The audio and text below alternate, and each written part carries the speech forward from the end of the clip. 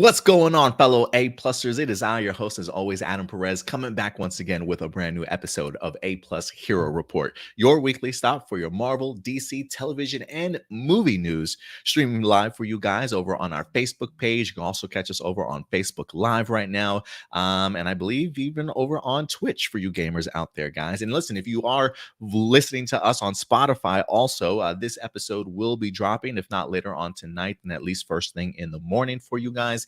So if you are looking to follow us also on Spotify, there is a link down below. You can have your audio versions, and Spotify also does video as well now, guys. So go ahead and follow us over on Spotify when you get the chance. But it's good to see everybody. Happy Mother's Day edition from A Plus Hero Report. As a dad myself, I just want to say thank you, mothers, for everything that you have certainly done for us, building us up into the men that we certainly are today. We definitely would not be here without you guys. And, we went to a Mother's Day dinner last night, and they were like, Adam, can you pray for us? And I said, yeah, sure, no problem. So I'm blessing the food. And, listen, they took us, they brought us into this world.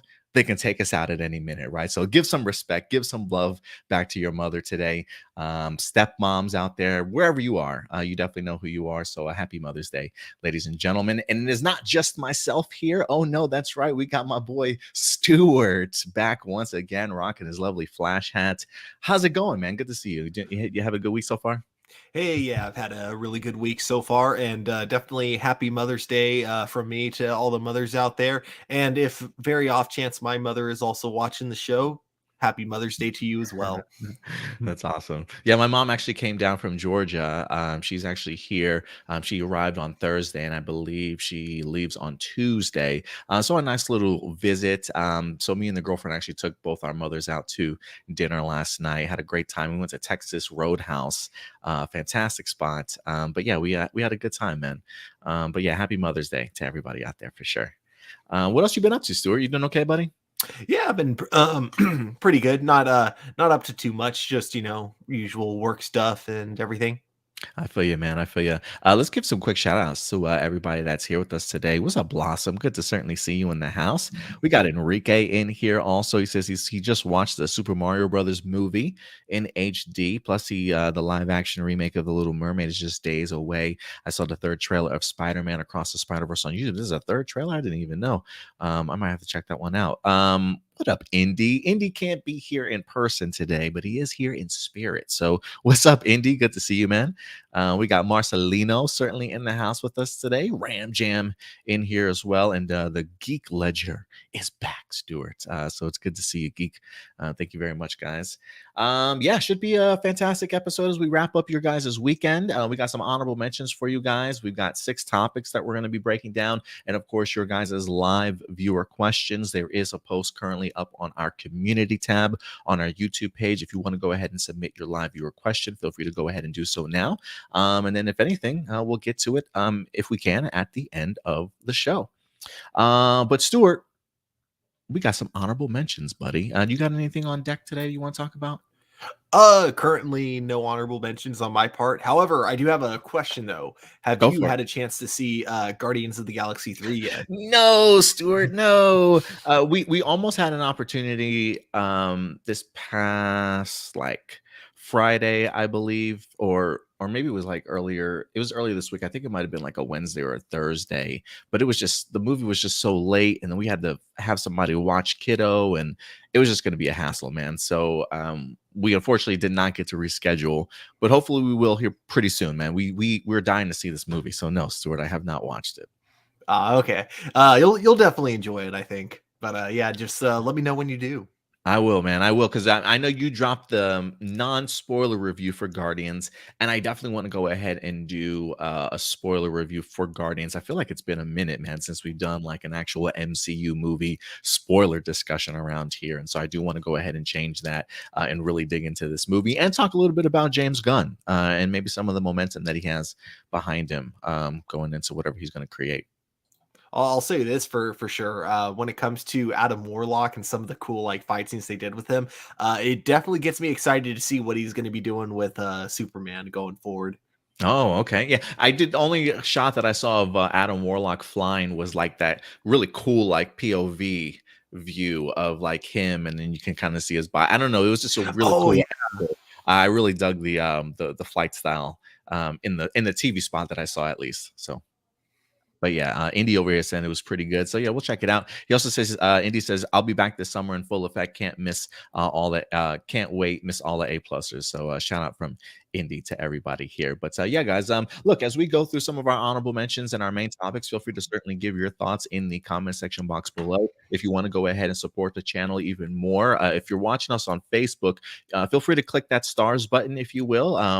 All of those donations go to certainly helping and supporting the channel here. And same thing with on YouTube. They've got super chats for you guys available in the live chat, super images. If you would like to go ahead and support to this channel, certainly please go ahead and do so. Definitely allows us to go ahead and bring you guys better quality stuff. Hopefully maybe get some better equipment, bring some more people on board, go to more conventions, right? Like we really do all of this for you guys. So the opportunity for us to grow really is in your hands. So we always do appreciate all the support that you guys can give. And it certainly goes a long way. If not, that's more than fine. Hit that subscribe button at least, or hit that like button, man. That's definitely free for you. But let's go ahead and get into some of these honorable mentions. Oh, Datilla's in the house. And for honorable mentions, now these are topics that did not necessarily make our cut, but we certainly felt was definitely something you guys should at least know about. Stuart, first up, I don't know if you saw this. DC Comics recently made an announcement. Tom King, he's a brand new Wonder Woman writer. They actually are going to be introducing us to Trinity. This is, in fact, Wonder Woman's daughter, coming in the upcoming 800th issue of Wonder Woman as they celebrate the 800th issue of that character. They are going to be introducing us to Trinity. Now, I believe her real name is Lizzie, if I'm not mistaken, kind of like Wonder Woman's real name is Diana. So I think Trinity is her sort of superhero moniker. But I think Wonder Woman 800 will be focusing a little bit more on sort of the future. So I think we're getting like a future glimpse as to Wonder Woman's daughter. I don't think she's immediately going to be like in the DC comics alongside like, Jonathan Kent or Damian Wayne type of thing. This is very much in the future. Yeah, I heard about this. I have like mixed feelings. On the one hand, it would be kind of cool to see like now all the entire Trinity now has their own like kind of offspring. So you could have like kind of an offspring of Trinities, using Jonathan Kent, Damian Wayne, and now you said her name was Lizzie. Yeah, Lizzie, I believe her name is. Awesome. And now Lizzie Prince as well. That's cool. I think the only real downside to this is like how many Wonder Girls / Wonder Women is that now? Because you got Donna Troy, you got Cassie, you had Yara Flor, and then you also have I totally forgot her name, but the one who's been featured quite a bit recently, even though she's been around since like the 80s, but basically like the Black Wonder Woman. Oh, Nubia, I believe is her name. Oh, Nubia, yeah. So it's cool. Don't get me wrong that we have another one, but it's just kind of like it feels like every time there's a new one, they always just completely lose focus on all the other like Wonder Girls or Wonder Women that came before. Yeah, I would totally agree because I like when they released this, my first thought was, well, what about Yara Flora? Like I thought she was like the main sort of Wonder Woman that's kind of getting the focus outside of Diana right now. But then when I read Tom King, he did emphasize the idea that it's sort of like looking into the future. I guess for me, I immediately go to like their future state line that they just recently had, where it was like a glimpse into the future and what the potential future might look like. So eventually, I think I don't know how many years ahead this certainly is, but I think they're definitely trying to at least separate the two. You know what I mean? So I thought that was pretty. I thought that was pretty interesting. Indeed. I do really like Tom King as a writer most of the time. Like I do love his Batman run, so I'm really curious to see how he does with Wonder Woman. Yeah, I really am too. Marcelino says it took years, but Wonder Woman's family sidekick is expanding like Batman and Superman, and I feel quickly too. I feel like a lot of this is really expanded ever since the New 52 stuff, like ever since after that. All right, next up for honorable mentions, Stuart, we had a couple of trailers. I don't know if you had the opportunity to check out some of the trailers that I listed that we might potentially be covering here today. But let's see if you're caught up on any of these. The Walking Dead. Dead City. released a brand new trailer here. We did post this up on our Facebook page. If you guys want to check out all the trailers, they are currently up on our Facebook page, as is a lot of these articles that we post for you guys throughout the week. So definitely stay tuned on our Facebook page. But Dead City wind up dropping as the Walking Dead universe continues to expand, fresh off the finale of the Walking Dead series. Maggie and Negan find themselves going to Manhattan, which actually really intrigues me as a fellow or former New Yorker myself. I am really kind of fascinated to kind of see what the city looks like after all this time. You know, I fell off of The Walking Dead. I don't even know how many seasons I was into it, but I don't really recall him talking too much about New York or anything like that. So I would like to kind of see what's going on. Have you had the opportunity to check out this trailer at all? I did. And what was funny is I was actually incredibly intrigued by the premise of it.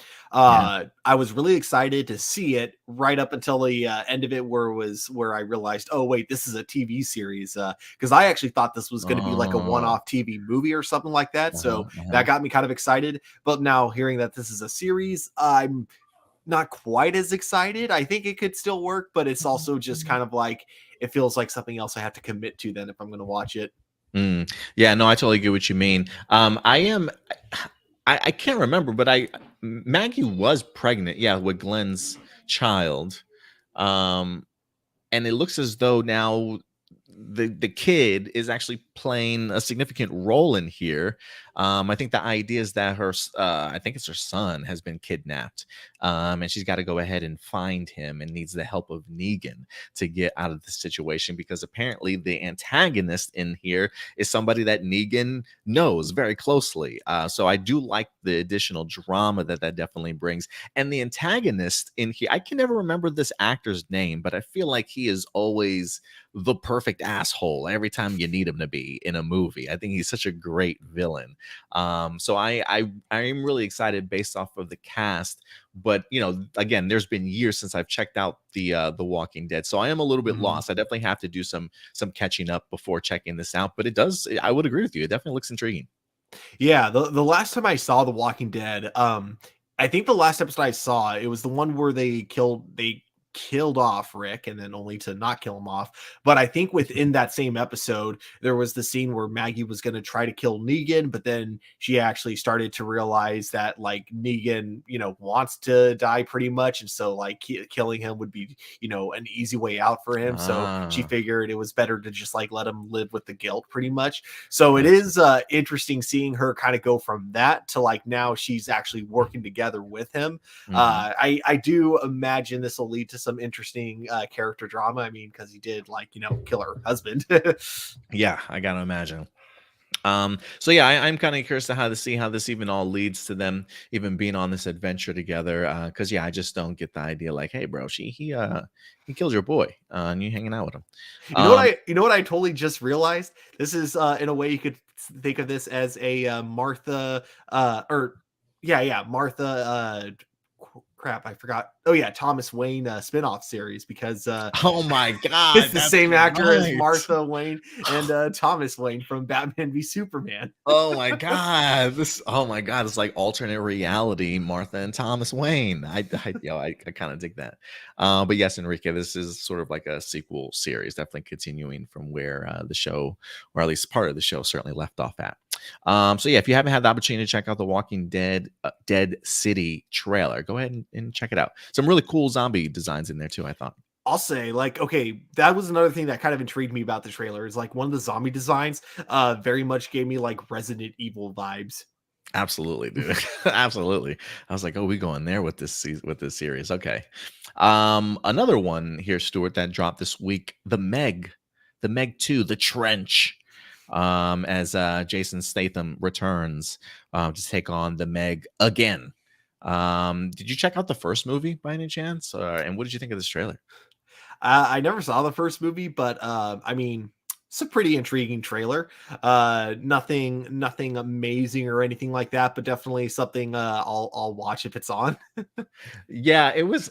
So I have seen the Meg once. I think I just watched it like late at night. I was like, oh, let's just see what this movie's like. Because it, look, I'm a fan of dinosaurs. Anything ancient, prehistoric that shouldn't still be around, but is still around, fascinates me. And it's a freaking shark. So I definitely was interested in checking it out. And I do like Jason Statham. I enjoyed the first one for certainly what it was. The idea of them making a sequel out of it does sort of feel like, I don't want to. It definitely feels like they're going over the top with it, like kind of jumping the shark a little bit, not to say that the first one was super grounded, but there definitely was some groundedness to it. This is just sort of like, hey, we want to fast and the furious this up as much as we possibly can, transporter it up as much as we can, and just do some really impossible sort of things, but yeah, so that's what I feel like when I see this movie. It's almost just like it's just marvelizing itself almost in a sense, compared to what the first one was. So, I don't like they got the they got the suits that they can crush stone now and they can walk under. I'm like, what, are you gonna punch it or something like that? Like, what are you gonna do with this thing? But that's what they're hyping it up almost to be like. And then the scene of him like stopping it with his foot as he's on like the deck. I mean, look, I get that they're supposed to like sensationalize this as much as they possibly can and make it look awesome. And there were some really cool moments. It's like, oh, that's pretty cool, but I may be okay with just have seen the first one. But Yeah. I don't know. I don't know how I feel about checking this one out though. It was definitely I feel like the first one was successful because people knew not to take it seriously, and then Right. this is definitely the one where they're like fully aware that no one wants to take this franchise seriously, so they're not even trying to hide it at all. They're like, No. okay, yeah, no, we're just as bizarre, if not even more bizarre than the first one. We're not even going to try to lie. Yeah, absolutely. So look, this might be right up some people's alley, and if it is, hey, that's awesome. But I might certainly sit this one out and enjoy the first one. And then last but not least, Stuart, my trailer. And I've been gushing about this movie since we did our like top 5 movies of 2023. Oppenheimer or Oppenheimer, I'm assuming is how they pronounce it. A new Christopher Nolan film. You say Christopher Nolan, and I'm there, Stuart. But the trailer dropped, I think maybe like that Sunday or early Monday, after we did Hero Report. But it might have been like this past Monday. Did you get the opportunity to check out this trailer? Yep, I think this is the trailer that we actually played during Guardians of the Galaxy 3. Ooh, yes. How was it on the big screen? Pretty awesome. Definitely has some great lines in it that you kind of you know how like you're never like you hear about what the conversations were when it comes to like these big historical events, but of course you never get like the full picture of what it must have been like. But there are moments in this trailer that are just so very specific when it comes to like some of the conversations that they're having, where I'm like, I feel like there has to be some historical accuracy, even if Oh even yeah. if it's just like pure coincidence. I feel like this is the type of thing like people would be asking about, like when it comes to an atomic bomb. Specifically, like the line that sticks out to me that I just absolutely love is when the guy's like asking, wait, the chances are near zero. Hey, what other answer would you like? He's like, zero would be nice. Yeah. Man, the cast is incredible in here. I Mhm. think we're gonna get some amazing performances. Um, I will agree with you. Definitely some great lines. I love the idea of there's a line in here. There's 2 lines. The first one when he's talking about the idea of like, you're creating something that is going to bring peace. And then there's another line that kind of is the complete opposite of that. The idea of like you're going to give people the opportunity to be able to sort of destroy themselves.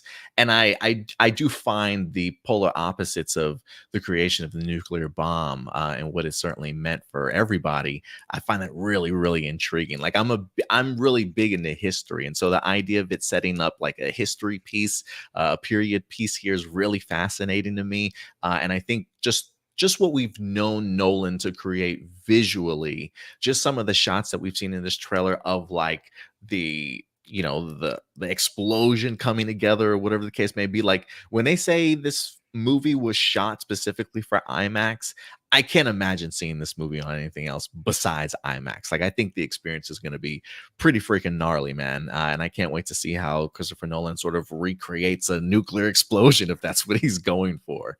But it should be pretty fascinating, man. Yeah, it's going to be one of the best double feature days because Barbie's coming out the same day, so of course you got to watch them both together. Oh yeah, absolutely, definitely. Yeah, wash that taste out of your mouth with some Barbie. You know what I mean? Definitely Yeah, change up the see mood. something serious to start your day, and then end on something very light. But I'm really looking forward to this movie. And again, I think the cast in here is freaking amazing. I saw like Emily Blunt in here. Matt Damon was in this movie. You already have Cillian Murphy in here. Who else? Does it give me anybody else's name? Robert Downey Robert Downey Jr. Jr., Yeah, Florence Florence Pugh is in Pugh. this movie. I mean, yeah, it's stacked. And he wrote it, I believe, and is directing as well. So yeah, it should be a good film. So certainly go ahead and check it out. I think that drops July 21st of this year, guys. So not too long, not too far away. And then the other honorable mention that we have for you guys, we wanted to get you guys updated on Jonathan Majors' situation. Because Stuart, he is still very much in hot water. I know some people maybe had questions in regards to like what's going on with him. So I wanted to go ahead and bring this up because he did have his court date here this week. So let's talk a little bit about Jonathan Majors. This is from Deadline. This dropped May 9th, which was in fact his scheduled court date. It says Jonathan Majors could be in prison for up to a year if found guilty of a charge unveiled this morning in his domestic violence case. At the same time, the actor's attorney today slammed proceedings as a byproduct of quote unquote the racial bias that permeates the criminal justice system. It says Tuesday's swift status conference at the Manhattan Court building comes 6 weeks after the star was arrested by the NYPD for domestic violence, appearing virtually for the hearing. So he wasn't there in person, he appeared virtually. They saw the Manhattan DA's office made public a superseding complaint with the charge of third-degree assault.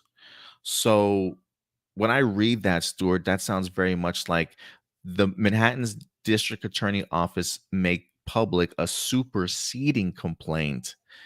It sounds like there's another complaint that was just introduced that even oversees what the first charge that he had. I guess that was that the domestic assault charge, that they're now adding a superseding complaint with the charge of third-degree assault.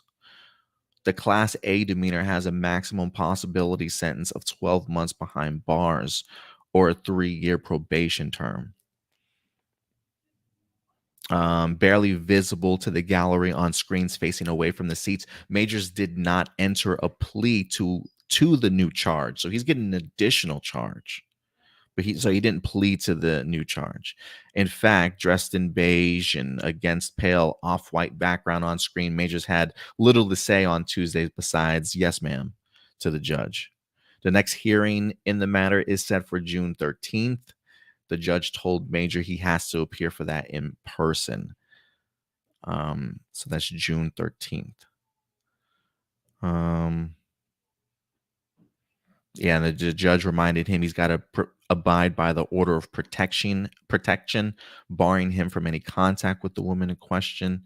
And then his lawyer came out. His lawyer came out right after that, said, "We have provided the DA with irrefutable evidence that the woman is lying, including video proof showing nothing happened, especially not where she claimed," the lawyer said. "We did this with the explicit promise from the DA that they would not fix their case and change it as we prove the woman is lying." And he says this is a witch hunt against Jonathan Majors driven by baseless claims, citing a glaring double standard. So yeah. It says instead of dismissing the allegations in the face of the woman's clear lies, the DA has adjusted the charges to match the woman's new lies. to be clear, there are no new charges against Mr. Majors, as what the lawyer is saying. So yeah, man. Yeah, man. I mean, it's very serious charges if these are accurate. I'm very curious on the evidence that the lawyer is claiming that they have, because obviously, like, it's hard to say one way or another because we still know very little about everything. But yeah, I just kind of hope that before there's like a verdict, or at the very least they can like let the public know exactly like what the evidence is one way or another, so that way it's like easier to know whether or not this is, these charges are to be taken as seriously as they say. Yeah. So we'll see what happens here, man. But yeah, it's definitely serious right now. I am interested in the lawyer's other perspective too, of the idea of like, what is this? I am fascinated by this new, well, they say it's not a new charge, but a superseding complaint, I think is what they stated, but as sort of like a third degree assault, I believe is what they said, if I'm not mistaken. Mhm. So I am curious as to where that came from after all this time, right? Like we've had 6 weeks. So I am kind of curious as to where that's coming from. But anyway, that is the Jonathan Major stuff. Just wanted to get you guys caught up on that.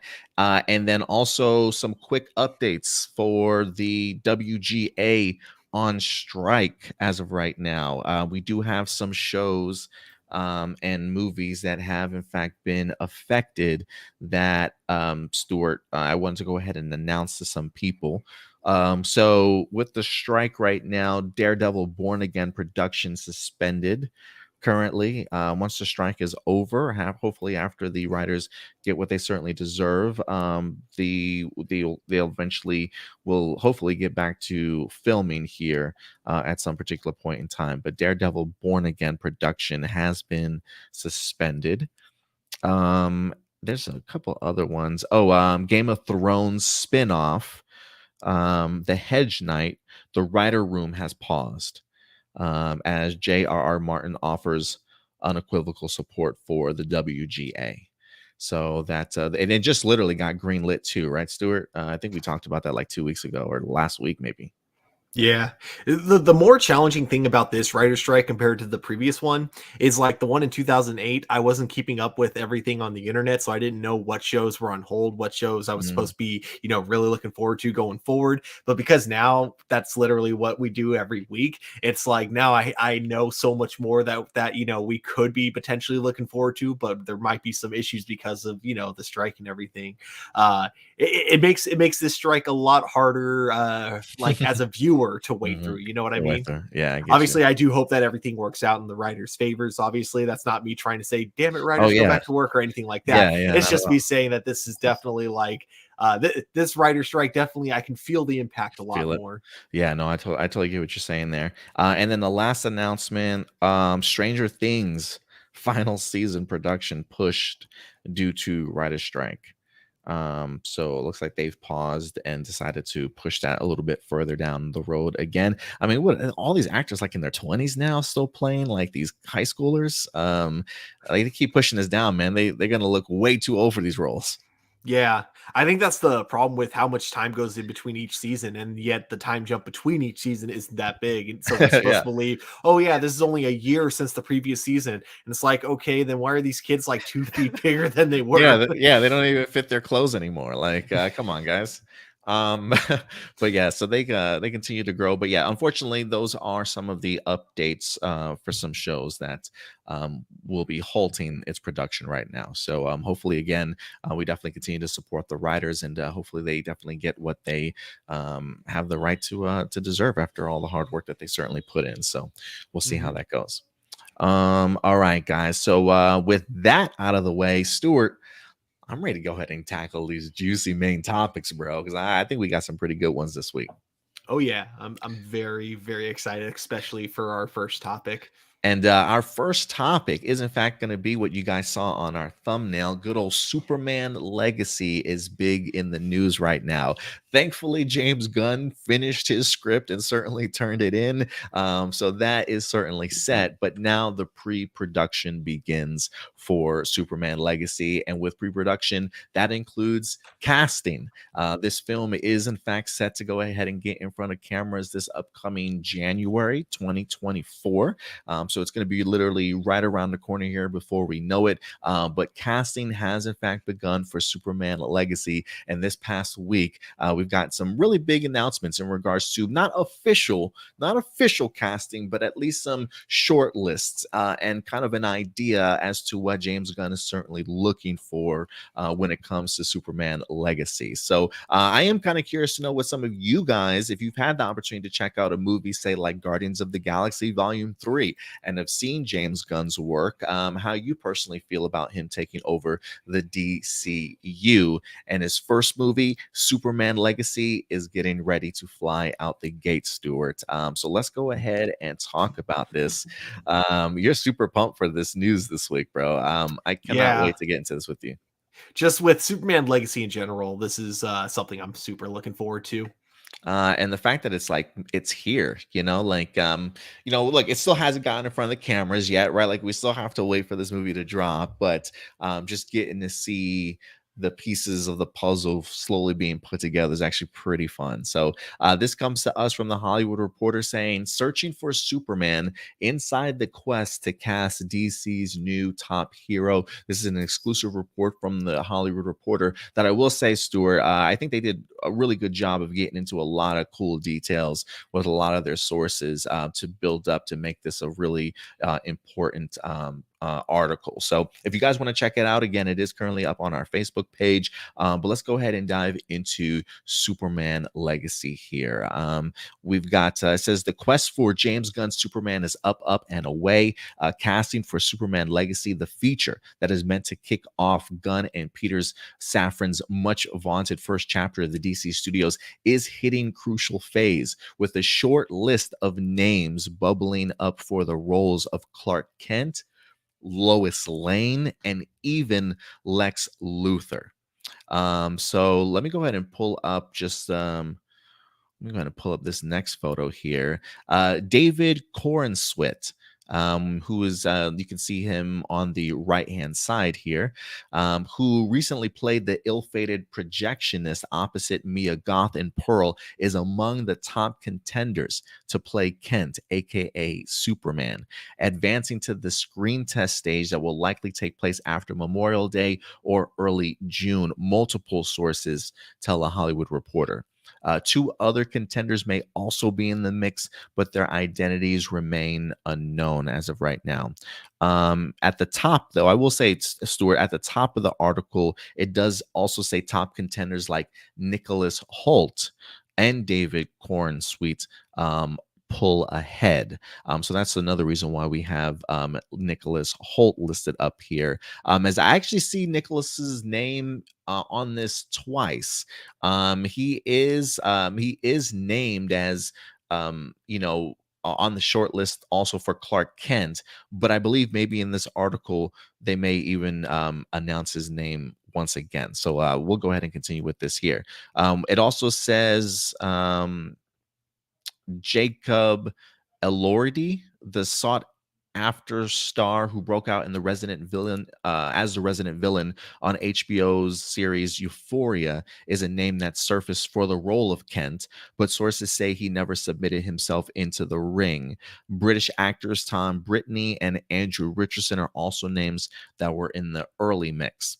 As for Lois Lane, the spunky reporter at Metropolis, it says contenders have been Emma Mackey, one of the stars of the Netflix series Sex Education, and she'll also be appearing in the upcoming movie Barbie.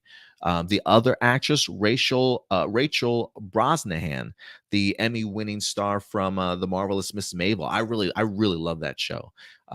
So I kind of like that choice. Bridgerton's actress Phoebe Dynevor and Samara Weaving, last seen in Scream 6. It is unclear who is advancing to the test stage. Brosnahan is said to have delivered an outstanding audition, but at 32 may be in the older range for what Gunn is ultimately hoping to achieve. A look at Metropolis heroics via 20-something-year-old characters. So that is interesting. There's more to the article for us to go through, but just based off of some of those names that you've heard so far, Stuart, anybody really jumping out at you?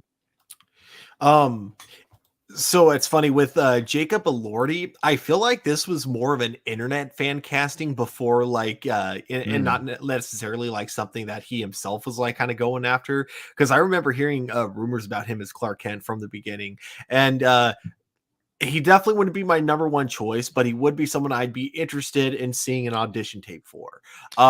What I find interesting about Nicholas Hoult is that, yes, I could honestly see him doing both a good Clark Kent and a good Lex Luthor. Um, Probably, as I'm thinking about it now, I would see him more of a Lex Luthor character, but I do honestly think he could pull off being Clark Kent. Superman's a whole nother thing. I don't, I don't know how he'd look in a Superman suit, but I would be intrigued to see it. But right now, I do think he could make a great Clark Kent and an amazing Lex Luthor. And then of course David Cornsweet. Yeah. I saw him in Pearl, and that's about And it so far. that's the gentleman with the bow tie for everybody wondering. Yeah. And I thought he was really good in that. But it also was very much not a Clark Kent type. Are you hearing that too? Yeah, it's my smoke alarm. Is my place Oh, burning down? No, I'm just oh kidding. God, I hope not. No, let me help get this out real quick. I'll be right back. I'm good Sounds though. good. Promise. They're just cooking in the kitchen. So hold on one moment. Man the So ship yeah, while I'm David. away, Stuart. Okay. So yeah, David Cornsweet. An actor I need to see more of, but I would also, again, love to see an audition tape. So if he's in the running for Clark Kent, I could definitely see him pulling off the Superman look, if he wanted, or if they had him as Superman. So let me just check the comments real quick because we got something from Marcelino. Whatever they planned for Superman Legacy, please, James Gunn, don't include a Martha scene. That was cringe and ruined a potentially great scene. If you're talking about like the Martha scene from Batman v Superman, of why did you say that name? I'm pretty sure it's safe to say that's not going to happen. However, I do think they gotta include, a Martha and Jonathan Kent casting. I think it'd be a bit bizarre if neither of them were in this movie. Yeah, Um, I gotta expect that to be both in here. yeah, but anyways, who would which of the actors stuck out to you? Well, I don't think I've actually ever seen what's his name, David Cornsweet before in anything. I have been interested in checking out Pearl, so that is a movie that I might want to go ahead and check out for myself because I did like the first movie X. So I would be interested to see what he's like in that movie. If anything, I mean, I've seen photos of him like people like photoshopping his face on Superman and stuff. I mean, he really looks like he can pull it off, like facial wise. Like if anything, I'm like, yeah, that's that baby boy face that Superman certainly needs. So I do think feature wise, he could definitely pull it off, but I haven't seen him perform in anything as of yet. So I do want to hold. Hey, what's up, Blossom? Coming through with a $5 super chat to support the channel. That lady looks like a perfect Lois, but the guy for Superman, I don't know about that. Yeah, I don't know who she's referring to. Maybe I'm assuming maybe the lady here in the middle. Yeah, I'm not sure exactly what her actress's name is. I can go ahead and probably find it here in the article though. What's funny about her is that she actually kind of Is looks that like Emma Mackey, maybe? Emma Emma Mackey? Mackey. I think so. Yeah, she actually kind of looks like the actress that played Lois Lane in the Christopher Reeve Superman movies, at least in that photo of her. Let me see. Is that her? Yeah, that looks like her, Emma Mackey. So yeah, but yeah, I do think David at least looks like Superman. I think they think he could certainly pull it off, but we'll see what they decide. There's also more news here. This says Sources caution that some of these are not screen testing and have merely been in the mix. One source, without providing additional details, dismissed some of the names as a chat room list. That might be the Jacob guy that you were referring to, then, right? Possibly, because Yeah. I think it even said he didn't submit anything in. Um, It says Warner's had no comment, and one insider said the filmmakers and studios are nowhere near a decision as of yet. So I at least appreciate them at least giving us some caution. The Hollywood Reporter here. It says one role that seems to have only one person earmarked in the classic villain Luther is the classic villain Luther. Nicholas Hoult, currently starring in vampire thriller Reinfeld, has been tipped to play the bald-headed evil genius. Holt's name has been swirling around Legacy for several weeks now, with some theorizing he was up for Superman. The actor had a previous close call with the DC movie realm, where he was the runner-up to play Batman for Matt Reeves, for the role going to Robert Pattinson. And they said they really loved him ever since his role in Fury Road. So yeah, so those are some of the roles that are certainly being casted as of right now. So yeah, I'm really fascinated. Look, I will say this: there's another article out here, Stuart, that comes from the Wrap, where they talk about the idea that there's another major role to fit as well, Lex Luthor. It says sources indicate the antagonist role is labeled as Apex, and that Gunn has been eyeing black actors for the part. It says in the comics, Apex Lex Luthor had a hybrid human Martian body and could physically go toe to toe with Superman, although it's unclear if Lex Luthor in Gunn's film is actually Apex Lex Luthor. So there's two sides of this story that we're also hearing when it comes to Lex Luthor, right? The idea of like, hey, could it be Nicholas Hoult? But then you also got some insiders saying no, they might be actually going with the Black Lex Luthor, and going with somebody else entirely. But what do you think? What role would certainly work? Like some people even suggested, like I think I've seen like Dave Batista as Lex Luthor from like because I guess Lex Luthor was black in the comics, or Homeboy just had a really great tan, not in the animated series. So I am kind of curious what direction he might go with Lex Luthor, just because I've seen so many different options. You know what I mean? Hmm. Yeah, for me, I think any option for Lex Luthor is going to be better than Jesse Eisenberg, whatever they go with. um, and yeah, I think that Nicholas Hoult as Lex Luthor, I'd be definitely interested to see that. I had heard something like from an article, but it wasn't like wasn't one that I was familiar with, so I didn't remember the name of it. But basically, supposedly James Gunn is in talks with someone from Guardians of the Galaxy to be Lex Luthor, and I think that if Dave Bautista is basically interested in the role, I do think he would also be kind of a interesting potential. But I also thought about this. You know who else is in Guardians of the Galaxy 3? Technically, Michael Rosenbaum from Smallville. So Oh, if they wanted to, I could also see Michael Rosenbaum just playing a different version of Lex Luthor. I doubt that's going to be the case, but that would be kind of cool if that were. yeah, that would be insane. Leave it up to James Gunn to pull some shit off like that, though. Who knows? Maybe we get Tom Welling as our Clark Kent. No, I'm just kidding. He's that way too old now. But that would be insane. I mean, look, most people would say that's probably everybody's favorite Lex Luthor iteration of Lex Luthor. I know for me, I literally stopped watching Smallville like a year or so after his departure. I just could not do it anymore. He really helped carry that show for me. So that would be trippy. I don't think that's happening, but I that would be. Look, never say never. Leave it up to James Gunn to try and do some shit like that.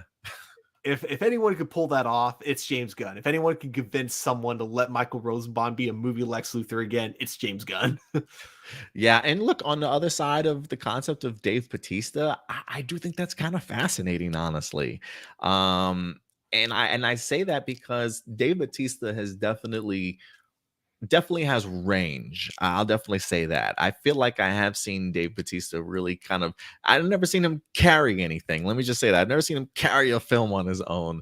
But I always feel like if you have a strong director and a good writer that certainly knows um what Dave Bautista like needs to succeed. James Gunn's worked with him. He's always going to put him certainly in a really great spot. I think Dave Bautista definitely has some acting chops that I think people kind of sleep on, to be honest with you. Like, what do you think of Dave Bautista as an actor? No, I 100% agree. I think that as much as I love seeing him in his more comedic roles, like in Guardians of the Galaxy, we've gotten hints that he's got a lot more range than that. If you watch him in, I can't remember which James Bond movie it was, but he played like one of the James Bond villains. And then also, of course, Blade Runner 2049. He was incredible for the very brief amount of time he was in that movie. He was kind of incredible in that small part. And I definitely recommend checking out the short film that ties into that character, because he also, it's basically I think a 10-minute short with him in it Oh, playing the I same didn't know character that. from it. Oh yeah, it's really That's cool. cool. But yeah, anyways, all this to say that Dave Bautista can do a lot more than just kind of the goofy, Drax that we all know and love him as. He Yeah. has like range to play like a serious, no nonsense villain. And I think it'd be really cool if James Gunn really reached in for that potential, was not afraid to work with some of his other strengths. Yeah, no, I think that I would definitely be open for that. Like if they announced that, it would not freak me out one bit. And also, I would throw in Knock at the Cabin. I thought the M Night Shyamalan movie. I thought he was pretty good in that one. I Yes. thought he was pretty good in that one also. So yeah, Dave Bautista can definitely bring it. It's almost to the point to where it's like, bro, I almost think you're probably like the better actor at this point. Between him, John Cena, and The Rock. Mhm. I think like just acting like it's always interesting. I've always seen Dave Bautista in interviews talk about the idea like, no, I want to be referred to as an actor. Like he had his time in WWE. People always referred to him as a wrestler, wannabe actor sort of thing. He really wants to be recognized sort of as an actor, and I can easily see the work that he's definitely put in to doing that. I mean, don't get me wrong, The Rock is like a fucking megastar, okay? I'm just talking about performance wise. I do think Dave Bautista probably has a leg up on all on out of all of them personally. But what do you think, Stuart? I agree. Because with John Cena, as much as I love Peacemaker, it's not that much different from the other roles that he's kind of played Well, you're before. right. He was pretty damn good as Peacemaker, though, He too. Now that I think he of it, he was was. pretty good. Yeah, he Yeah, was. that's not me knocking him. That's just me mentioning that he takes like a lot of his strengths that he's had, that he's gotten from all his other roles, and really playing to those strengths like extremely well in Peacemaker. Challenging himself too by giving him a lot of depth and everything like that. But at the end of the day, like Peacemaker's base character is very similar to a lot of John Cena's strengths in acting. That's- Basically, if that's the best way to put it. yeah, But yeah. anyways, and then The Rock. I feel like he had range in the beginning, but then he got to his comfort zone of acting. He had one type of performance that he put on with all his characters, and he hasn't gotten out of that until Black Mhm. Adam. Then when he did with Black Adam, you could tell it was like he had gotten so comfortable in that form of acting that when he tried to step out of it, it just wasn't very good, unfortunately. But Dave Bautista, he's still relatively young when it comes to acting, so he still has a lot of time to like actually work on those ranges of his performances before he gets too comfortable just doing kind of the same character over and over. And I will say this just to kind of, I don't want to say back up some of the reports that we've seen, but if there's anybody that will come out and kind of quickly deny any of this stuff, is James Gunn, right? I Mhm. mean, he comes out all the time and wants to debunk rumors. So James Gunn did in fact come out this week. He comments on casting speculation. And he says, and I quote, this is from James Gunn. He says, "For all of you asking, I would never comment on who is or who isn't auditioning for a role. That's the actor's business only, and it isn't something I'd make public unless they did it first after the fact." Um, and yeah, I think that's all that he had in his thing. For now, only one person has been cast in Superman Legacy, and it isn't any of the regular players in the Superman world. So, to me, look, this at least confirms casting's happening, right? They're looking at people. He may not come out and actually address who's been cast, but he doesn't deny the fact that casting has happened, right? He's just like, oh, I'm just not going to tell you the names. And I think if casting was not happening, James is going to be like, look, we have not even looked yet. Casting has not begun. He would literally tell us that. So casting is definitely, or at least they've at least started looking for sure. They've already cast one person. But yeah, he's definitely not going to confirm any names. What do you think about that though? Am I tripping? No, I think that's you're 100% spot on. Like, it makes total sense that he's not going to release the names of anyone who's like currently auditioning, because then you're just really just going to get people's hopes up, or you're just going to piss a lot of people off. And either way, it's just too early to do that one way or another, you know. Yeah, absolutely. But I'm excited, man. I think it's going to be really important casting choices. How old is David Corn Sweet? Can you look that up real quick? And Yeah. I'll look up Rachel. What was her name again? Bron. Yeah, Rosnahan. I want to see how old she is. I think they said that she was 32. She's 32. I am kind of curious as to how old David is. David is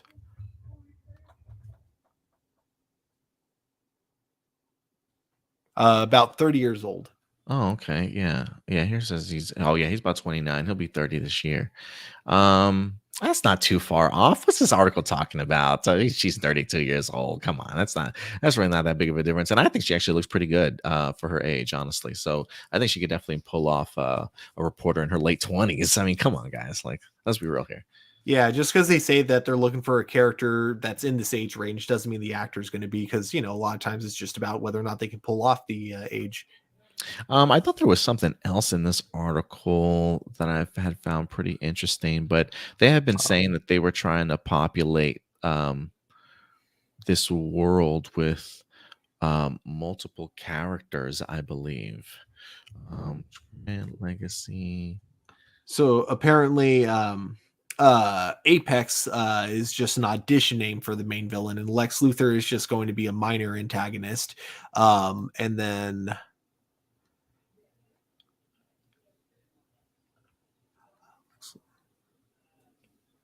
I think that would be the way to go, having Lex Luthor appear in Superman Legacy, but not the main villain, saving him for a sequel or the third movie. I definitely agree with that. Mm-hmm. Of course. Oh, Blossom with another What's super up, chat. Blossom? The Rock, you say, had such a crush on him as a kid. Understandable. Yeah. Who's 29? I'm kind of pushing 30 myself. Oh, she hit us with another super chat. Who's 29? I'm kind of pushing 30 myself. I mean, hey, I just pushed 40 this past December. So yeah. But yeah, guys, let us know your thoughts in regards to some of these short list of actors that are certainly up for the name. We'll see if Nicholas Hoult can sort of capture anything. I feel like Homeboy literally has been trying to get involved in like the MCU or DCU like for a while now, and he's just missing out on these opportunities. So maybe he can find something room for him somewhere. Maybe he could be Jimmy Olsen or something. Man, I feel like that would just be kind of a waste of his talents, though. Like, if he's not going to be Superman or Lex Luthor, I'd say save him for another superhero movie. Have him be like the DCU Batman. I think he could pull off being Bruce Wayne. Hey, you know what? That might be you might be onto something there, Stuart. Might be onto something there. I lost the Batman to Robert Pattinson, but I'm going to be DCU Batman. Yeah, you might be onto something there, man. I'm also checking out this last this rap article that dropped. I'm trying to see. I thought there was another piece of information that dropped here today about the characters that were going to be populating this world. There was a really interesting tweet that James Gunn had put out there saying that we only casted one character and it's not a usual Superman character or something like that. But he's followed it with a mermaid or a merman emoji. Oh, interesting. Okay. So I wonder if that's like him trying to say that Aquaman is going to appear in Superman Legacy. Yeah, because I do think that there was some place that I read that I thought he said he was going to populate the movie with like characters sort of already established in this world, right? So we might get like brief cameos of some of the heroes sort of already that pop up in here, which would kind of make sense. I mean, look, if you're coming from a Daily Planet sort of thing, right, I got to imagine there's articles, news reports going on, right? So you might be able to kind of get glimpses of some of the heroes that are already sort of established in this world. And I think that's what James Gunn is kind of referring to. But there was an article, I literally just read it before we went online. But if I can find it again, I'll post it up on the the community tab for you guys. Oh, here it is. It was actually part of the tweet that you brought up earlier. Oh, okay. So the full tweet was, for all of you asking, I would never comment on who is or isn't auditioning for a role. That's the actor's business only and isn't something I'd make public unless they did it first after the fact. Like something I did make public, or sorry, I lost my spot there. Like Glenn and Zachary Levi auditioning for the role of Star Lord, yada yada. For now, one person has been cast in Superman Legacy, and it isn't any of the regular players in the Superman world.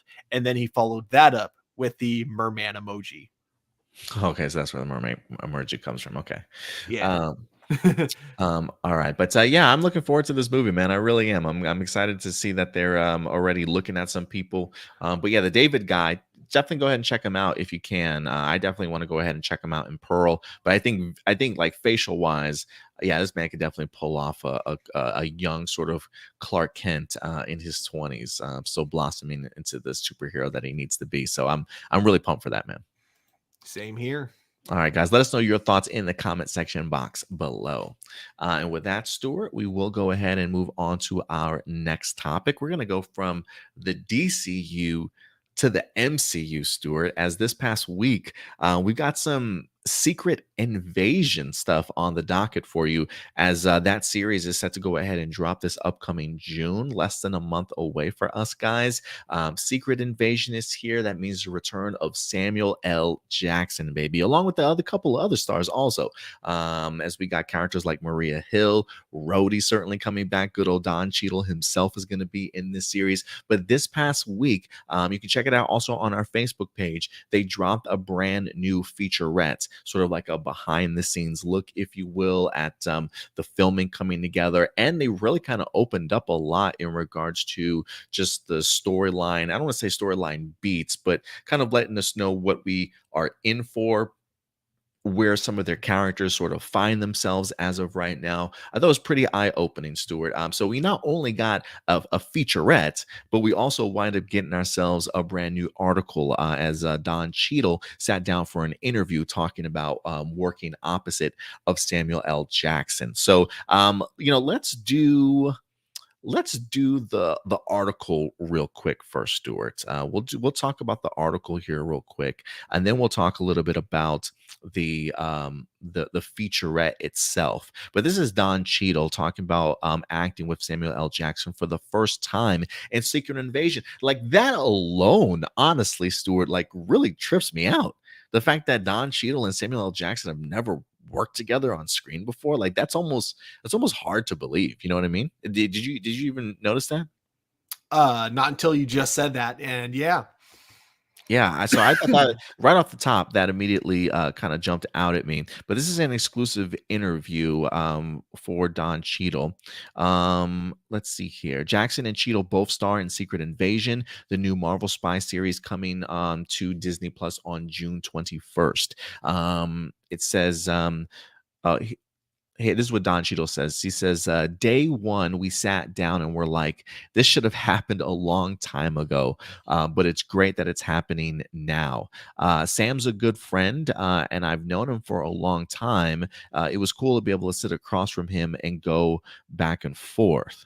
It says when the show begins, Rhodey has graduated from the Air Force colonel to right hand to the president, and Cheadle describes him as someone working closely with the White House to help contain threats. He says in this one, he finds himself not directly at odds, but somewhat on the other side of where Fury is. So that is definitely a little bit eye-opening there also. It can, and I love how they don't specify why, because it could literally be that he's a scroll, or that he just doesn't believe Nick Fury when Nick Fury says that the scrolls are a real threat. Oh, that's a really great point there, Stuart. I didn't even consider that. He also says, of course, Secret Invasion is a Marvel project, which means there's plenty of sci-fi bombast and alien drama, but it's also more grounded. And Cheadle says he was particularly impressed by Jackson's layered performance. Sam gets to act, and we really get to see why he's such a revered actor. He says, in fact, the entire show is stacked with impressive talent. Familiar Marvel faces like Ben Mendelsohn, Kobe Smulders, and Martin Freeman return, while starry names like Olivia Colman, Amelia Clark, and Kingsley Benadir join the cast. It says the result is a twisty thriller that Cheadle says will feel more like a Cold War spy story than a candy-colored superhero flick. It speaks to the elasticity of what the MCU can be, he adds. This one feels much closer to a movie like Bourne Identity, or something that's more along the tones of a 70s movie. It's not as much about the bells and the whistles of big special effects. It's more about the intrigue and drama, the espionage and double crosses. And I still think it fits perfectly in what the MCU is able to do and pull off. And he's definitely not wrong there. What do you think about that, though, Stuart? Yeah, it's actually kind of cool because you know, it's like he's great as Nick Fury in all the other Marvel movies, but Nick Fury has always got to play kind of like the same emotion, the same kind of you know, he can't really show too much because he's always got to be the mentor figure that all the Avengers look up to. So he always has to like kind of play the tough guy. So it's going to be kind of interesting in this to see him see him have more range and kind of be a little bit more vulnerable, as they say in the article, like showing a lot more acting range than we got to see with him like in the previous Marvel movies. Yeah, I totally agree. It also says he's also got another project in the works. Secret Invasion will help set up Armor Wars, a planned standalone film that's all about Rhodey. Cheadle is tight-lipped about what the project will entail, or what we might see, but he says he's excited to uncover new sides of a character he's played for so long. He goes on to say the fun part about it is that we're going to continue to explore Rhodey, and in some ways, for the first time, get to see what makes him tick. We understand his physical challenges, but we haven't really dug into a lot of his emotional and psychological challenges. And you know what, Suda? I'm not going to sleep on that, man, because it is one of those things where I think they were able to really do that well with um, Sam Wilson, Anthony Mackie's character in The Falcon and the Winter Soldier, by giving him, front and center, if you will. That was a TV series. This is going to certainly be a movie. But the idea of really opening our eyes to, look, and it's always fascinating too, because I feel like even with somebody like a Sam Wilson, I thought we kind of knew his past a little bit about, what he was like when he was in, was the paramilitary or something like that back in the day. So you kind of got a little bit of insight, but the Falcon or Winter Soldier, I think, just really opened a whole new world that he had the opportunity to be front and center. And so I think the same thing could definitely happen here with Don Cheadle. It is one of those things where it's like, do I really need an Armor Wars film or television series? But I think what it is in fact intended to do will definitely show its worth for sure. Yeah, I agree. And even though, like you mentioned, this is going to be a movie and not a full-on TV show, I think given that we know a good amount of his oh man, I forgot how I was going to word that. It made more sense in my head, but then as I was saying it aloud, never mind. But regardless, yeah, I do think a movie will be plenty of length to actually get to know him for the first time. Because again, when it comes to him, and even with Falcon in the previous movies, it really did feel like they never really got a really big arc or anything like that. So we never got to really get to know them until Falcon the Winter Soldier in the case of Falcon. And now I feel like it's going to be the same thing with Armor Wars, with finally getting to get to know War Machine a lot more. Yeah, I definitely agree. And look, and I think it's too the fact that we find them in very interesting moments in their life now, right? Sam Wilson now being Captain America, and Don Cheadle being, or Rhodey now being sort of the right hand man to the president. And so I do find that even more interesting. That I'm sure Rhodey and Nick Fury probably had their own relationship with one another in the sense of how they felt about each other. But now that we have him as the right hand man of the president to Nick Fury, who I'm assuming is probably a wanted criminal, I am really fascinated to kind of see how they butt heads, or like if they even do butt heads. Maybe Rhodey has to sort of perform that role of like, hey, I can't let you get away with this, but I'm gonna let you get away with this type of thing, and help him out as best as he possibly can. But we even talked about the idea that it's fascinating that he's the right hand man to the president that he clashed with during Civil War. Mhm. So I am interested to see how that dynamic certainly works out in this series. Yeah, I wonder if that's going to come up in either his movie or in any of the other future Marvel movies with the president. Like the fact that he did kind of hang up on him that one time during the events of was it Infinity War or Endgame? No, it was Infinity I War. think it was Yeah, Infinity War, yeah. Oh, that's right, yeah, because that's when they returned. I believe is when it was. Yeah, they returned, and he hangs up on him or something like that. yeah. So I wonder Um, if that's ever going to like kind of come up, like maybe you got him in the middle of a conversation with him on the phone, and he's like, "Don't hang up on me again." and what's fascinating? We've seen Don Cheadle already back as Rhodey. He was in Falcon and the Winter Soldier briefly. I think maybe 1 or 2 episodes. I think maybe in the very beginning and very Oh, that end. was just the very beginning, Very which is beginning, right? why it's just it was so bizarre because it was such a small, like, kinda cameo, and he got, like, an Emmy for it. Oh, really? Got an Emmy for that? Yeah, or an Emmy nomination, And I'm which, like, like, he said what? was, like, confusing to him. It's like, "Really?" I mean, they're like, I guess we gotta give it to a black guy, and they're like, hey, let's get Don Cheadle. Where you at?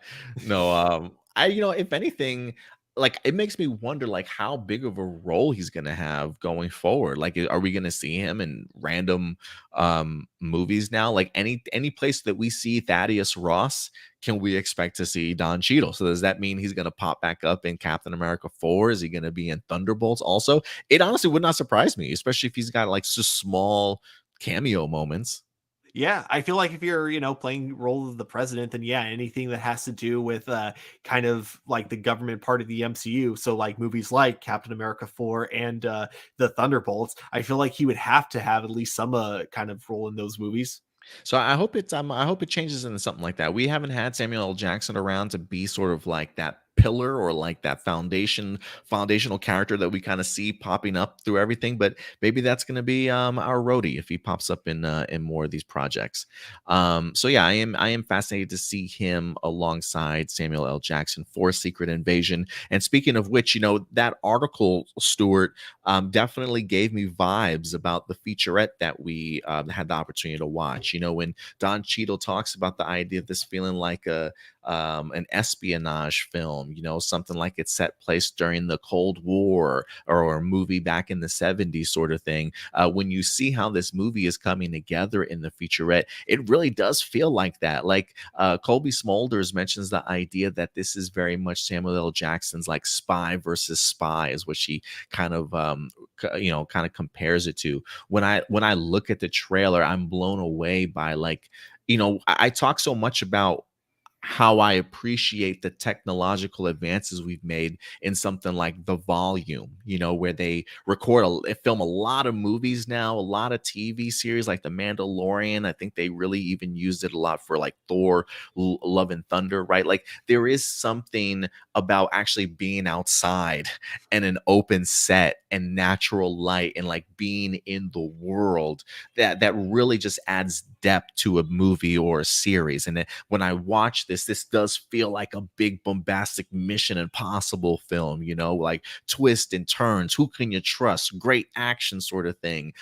compared to like, hey, let's just film this on an enclosed set on The Volume. Like it just feels different. It just has a weight to it that it just means a lot more. And so it definitely feels like we're getting back to like that Winter Soldier sort of vibe a little bit also. And if they could really amp up just the seriousness, I mean, you look at the cast alone, these are some heavy hitters when it comes to like drama and really being able to bring it. So I thought the featurette was really astounding in regards to giving us a little bit closer insight as to what we can what we can look forward to without giving like any details or spoilers away. You know what I mean?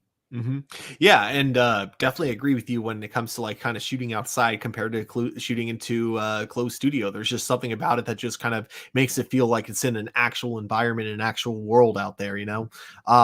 It's as much as I love the Mandalorian, you look at Andor and the Mandalorian. That's why the Andor looks like Looks so much great. better. Yeah. Because they actually like kind of go outside to film. So I look forward to seeing that with the upcoming Secret Invasion.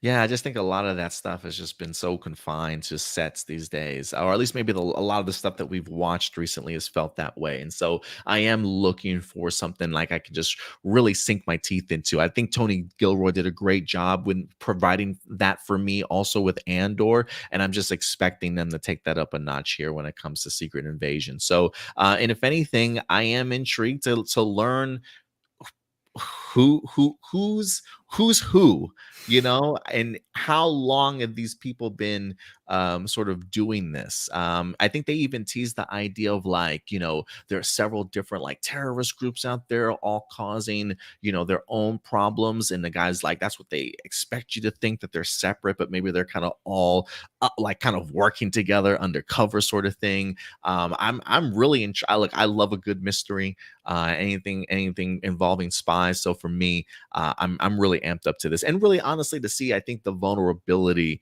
of Nick Fury and the fact that Don Cheadle talks about this is Samuel L. Jackson acting, that gives me confidence for sure. Yep. Uh Fully agree. And I also just thought of a prediction because you were Uh oh. mentioning how it's going to be kind of challenging to know who's real and who's a scroll. So what if Rhodey is a scroll and at the beginning of this, but his whole thing at the very end and why he ends up working for the president, in the next movie is because the president doesn't know that he was the scroll when he started working for him. So if we could just kind of end it with wait, you're still going to work for him, but you're not even the one who got the job, and just have Rhodey being like, yeah, but the president doesn't need to know that.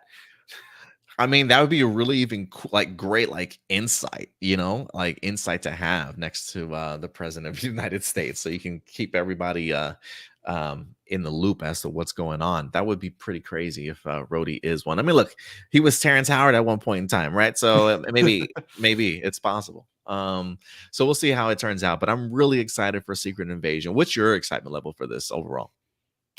Oh man, I want to say this is probably right underneath Daredevil. This is the Mm. biggest Marvel show that I'm looking forward to. Yeah, man. I'm looking forward to it also, guys. But let us know your thoughts. After hearing some of the stuff Don Cheadle had the opportunity to say, if you haven't had the opportunity to check out the featurette, I will highly recommend it over on our Facebook page, guys. But let us know your levels of excitement for Secret Invasion in the comment section box below. All right. And with that, Stuart, out of the way, we will move on to our next topic because we're going to stick to the world of television, but we're going to go from streaming to the CW. As the CW is in fact back in the news.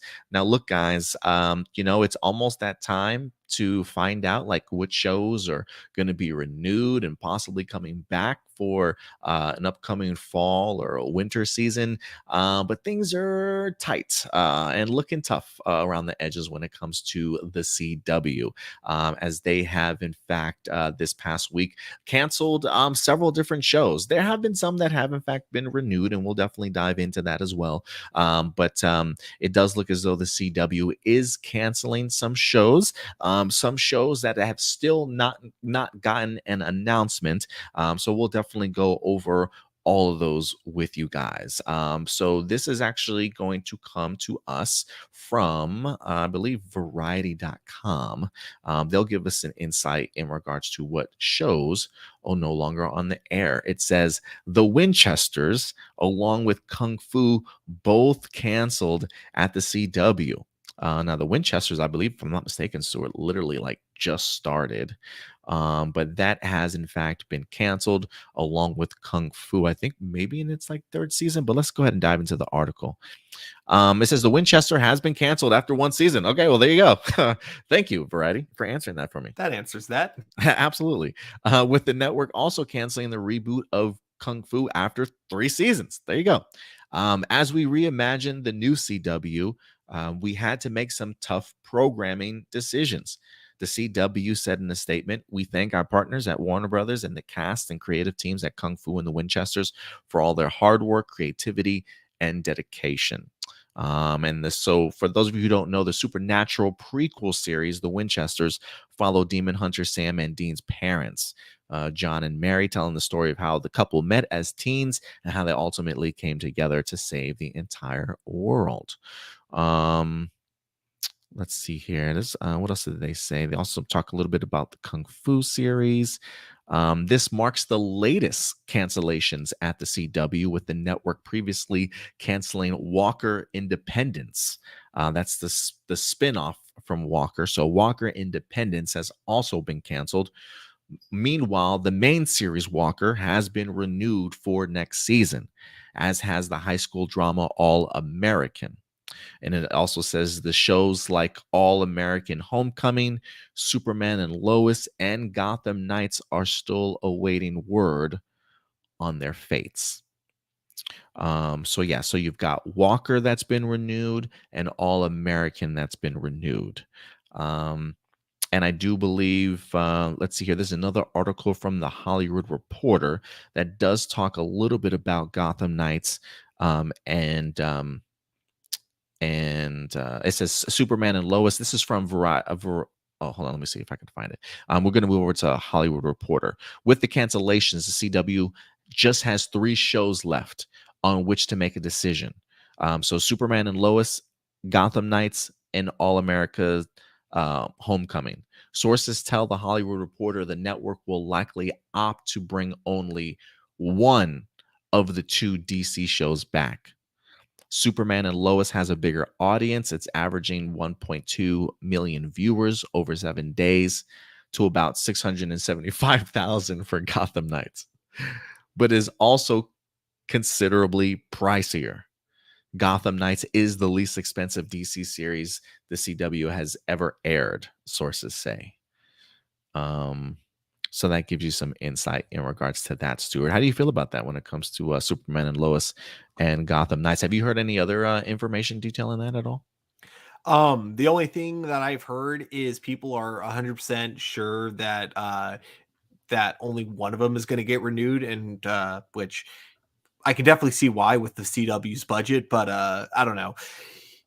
I definitely don't have too much faith that either one of them are going to be getting renewed next season. I know that a lot of people were holding on to what James Gunn said about it possibly going on for one more season, but I think that was just James Gunn trying to confirm that if it does get canceled, it's not going to be by him. And because this is a CW decision, yeah, this does not make James Gunn a liar, if people are wondering about that.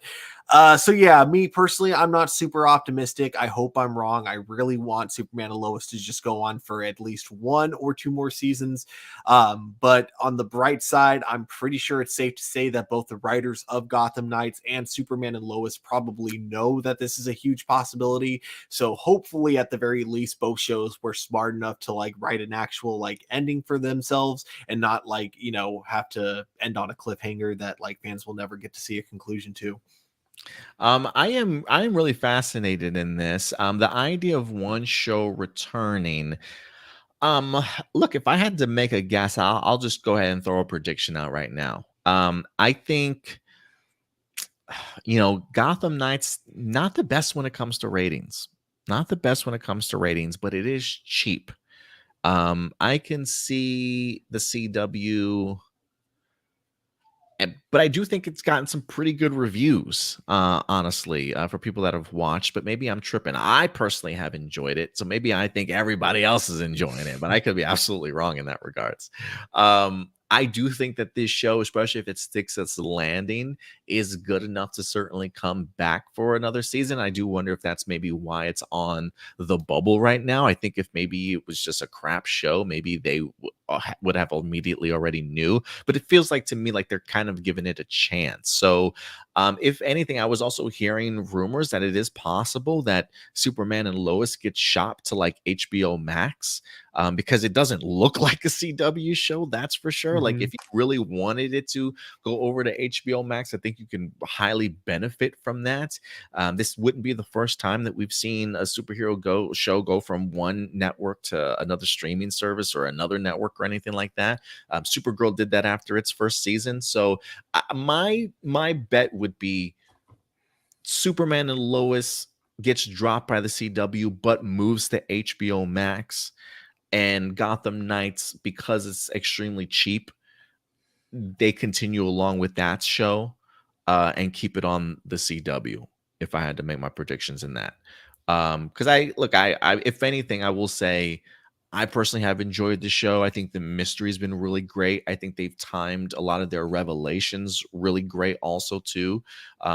The actors and the performance continue to kind of grow on me in regards to learning a little bit more about them. But I think it's a fairly good show. So if you are going to keep one, I would probably go with Gotham Knights. That's probably the unpopular thing to say. Probably people probably think I'm crazy, but it's the CW. The CW is like changing. You know what I mean? So it's just like if Mhm. you are going to keep any show, just stick with that one. But what do you think though overall? No, I think you're actually spot on there, especially with Gotham Knights, because I do think that even if you don't like it, you can't deny that it definitely fits what the CW kind of tends to go for with the type of teen dramas that they're known for, a lot more than Superman and Lois. The one thing that I don't think would happen though is that it like I do see the CW choosing Gotham Knights for sure, like over Superman and Lois. Like I think that's a huge possibility. Unfortunately, I don't exactly see HBO Max picking up Superman and Lois because, like, Mm, unlike with Doom Patrol and Titans, where I think for one, when those shows got picked up, it was when DC was still in the middle of trying to figure out what it's going to do, like its new plan going forward. So it was like kind of the perfect time to renew them for one last fourth season for both for HBO Max. But I think with Superman and Lois, I don't know if they're going to want to spend so much money on a show, because if they were going to keep it going, it would be a lot of money for HBO Max to, be fully funding it now. And I don't know if they'd want to do that when they have a whole new Superman coming in the next like year or two. mm. And so I don't know if they'd want to spend a lot of money on one Superman that they're not even that invested in compared to the Superman who's going to be like, the face of the DC universe going forward.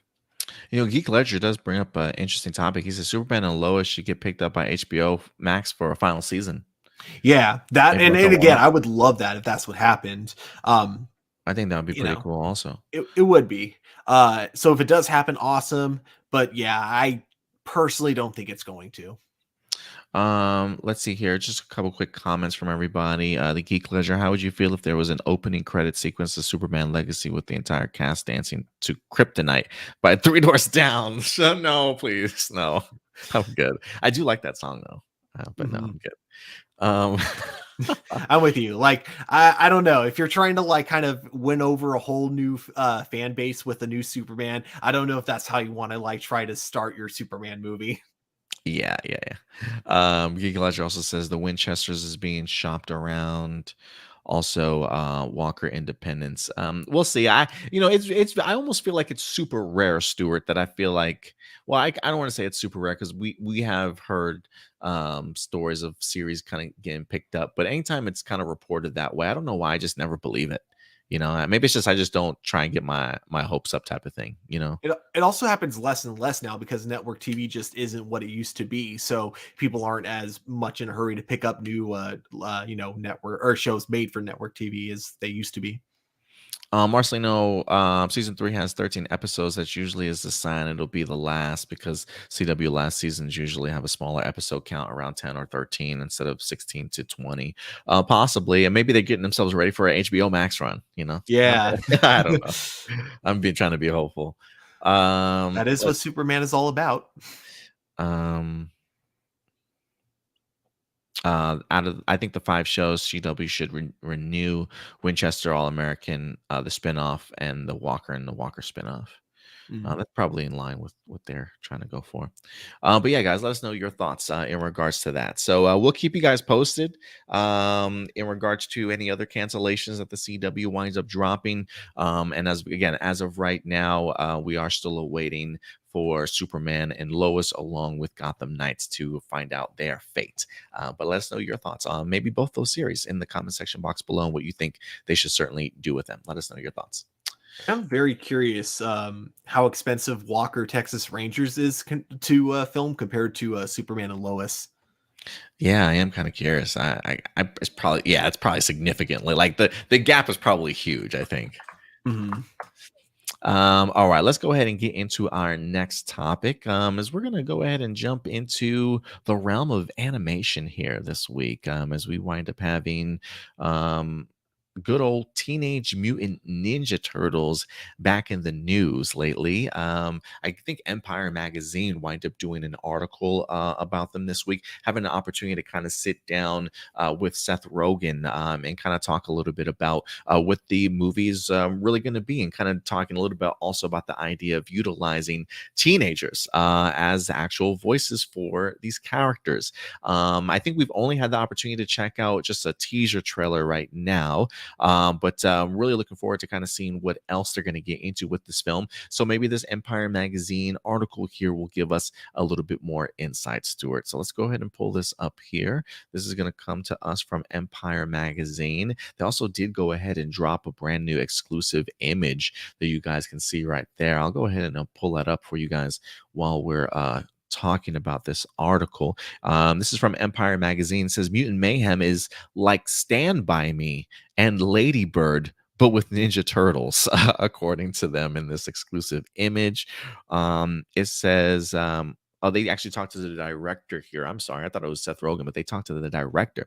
It says, we wanted it to be like Stand By Me and Ladybird, but with Ninja Turtles, is what the director Jeff Rowe, previously co-director of The Mitchells and the Machines, tells Empire. With the fresh young cast voicing the Turtles themselves, Rowe's ambition was to capture their energy and to make the ultimate teenage coming of age film, he explains. They've got a lot of inauthentic confidence that teenagers have. When you're a teen, you don't know any better, so you operate with this hyped up sense of we can do anything. And he says it's an area well covered by producers Seth Rogen and Evan Goldberg, who channeled their own teen experiences in Superbad back in the day. Rowe, the director, says that's something that they are great at. That Superbad thing where they're best friends, but they're kind of losers who make fun of each other, but you never doubt for a second that they truly love each other. And then it just says, bring on the mayhem. So yeah, I thought that was actually a pretty little intriguing insight in regards to the concept of why you get teenagers, right? And I think even from seeing them at the Nickelodeon award show when they were up there with Seth Rogen, I mean, they had their energy, boy, when they ran up on stage. I mean, they definitely were bringing it. And if that's that type of rambunctious sort of craziness that we get, and I even think that's highlighted a little bit in the trailer also. I don't know if that's going to become obnoxiously annoying for a lot of people at some point in time. But I am curious. I do think the idea of this being sort of a coming of age film and sort of tackling the idea of these kids who think they're sort of invulnerable, as you usually do as teens. I got to think that they're going to be learning their lesson in some way to kind of grow up by the end of this movie to a certain capacity, at least. You know what I mean, Stuart? But how do you take this? Oh, I think you're muted. Um, Yeah, I think like the okay, so it is a weird comparison with Stand By Me and Ladybird. I think those two Yeah. together and saying that's what you want in a Ninja Turtles movie. It took me a minute, but I think I kind of see what they're going for, and I hope this is accurate. So the Stand By Me part, obviously, with the Ninja Turtles, and I'm hoping this means with the Ladybird aspect, if this means that April O'Neil also kind of gets her own like storyline as well. That's also very much like not only a coming of age story for the Ninja Turtles, but also for April O'Neil as Uh, well, uh, which I think would be really cool. Especially because it looks like they aged her down compared to like how she's usually like an adult reporter. Here it right. looks like she's also a high schooler, so she's also a teenager like the turtles themselves. So But yeah, I think also like, yeah, getting young people to do the voices of the Teenage Mutant Ninja Turtles. It's kind of weird that they've been around since the 80s and it's taken them this long to get teenagers to voice act the Teenage Mutant Ninja Turtles, but I think it works. It's definitely something different that we haven't seen with the franchise, and yet still feeling very familiar with everything that we love about the franchise, which may sound very contradicting, but trust me, it definitely made sense, what I just said. But yeah, no, I'm looking forward to this movie. And the fact that it seems like all four of the kids voicing the turtles are looking like they're having like a blast doing it. You know, anytime voice actors have a blast in their role, it usually means you get a good performance out of them. So I'm excited. Yeah, I'm really excited too. I haven't seen them. Have you seen the Mitchells versus the Machines?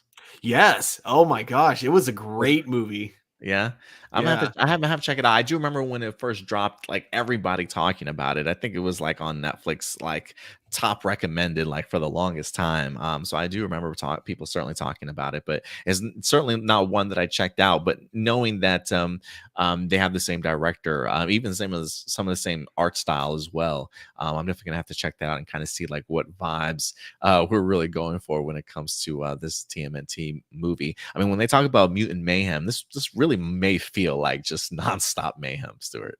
Oh yeah. I mean, I'm looking at the cast on IMDb and how they have just so many characters from the cartoon in this. Like most Ninja Turtles movies have always just kind of gone with one villain, but It's this one, everyone. yeah, you got Bebop, Rocksteady, the Shredder, Krang, you got Dr. Baxton in it. Like I'm just curious how they're going to be able to fit all these characters into it. You know, when they revealed the cast and we got the cast announcements for it, I remember they came out with like the individual images. And I remember when we were going to talk about them that day on Hero Report, I had to upload all the entire cast because like the whole cast was so impressive. Like I didn't want to miss anybody. It was like 15 to 20 names. And I'm posting all these photos of these name announcements. And I'm just thinking to myself, God, I hope StreamYard doesn't crash on me. There's just so many goddamn images we had to upload that day. But yeah, there's so many characters, like deep cut characters that you would never probably would think you'd see in a TMNT movie. So I think they're definitely bringing a ton of stuff in this. So it's going to be a high octane energy sort of TMNT movie. I'm certainly thinking. What's up, Mikey? Good to see you in the house today, brother. I appreciate it. Marcelino says, I'm almost convinced that Seth Rogen is just Dustin Diamond with an extra 150 pounds. Jimmy Kimmel mean tweets. Okay. He says, I wasn't exactly excited for TMNT, but I saw the animation and they had actual teenagers playing the turtles. I became a little intrigued the more I see. Yeah, same here. I'm hoping we get ourselves another trailer or maybe some other spots here relatively soon. But yeah, I'm really looking forward to seeing what they do with this movie. But I yeah, had to guys, look up a photo of Dustin Diamond because I didn't know who that was. I could kind of see it. I love it. I'm glad you looked them up. But yeah, guys, let us know your thoughts in regards to TMNT Mutant Mayhem. I kind of dig the vibe that they're going for here. So we'll see if they can pull it off. All right. And with that, Stuart, we will wrap up that topic. We got two more topics that we're going to go ahead and dive into for you guys today. But the next one, we're going to go into film here and get back into Transformers Rise of the Beast, Stuart. You know, look, I'm going to be honest. I've really enjoyed these trailers that we've gotten so far.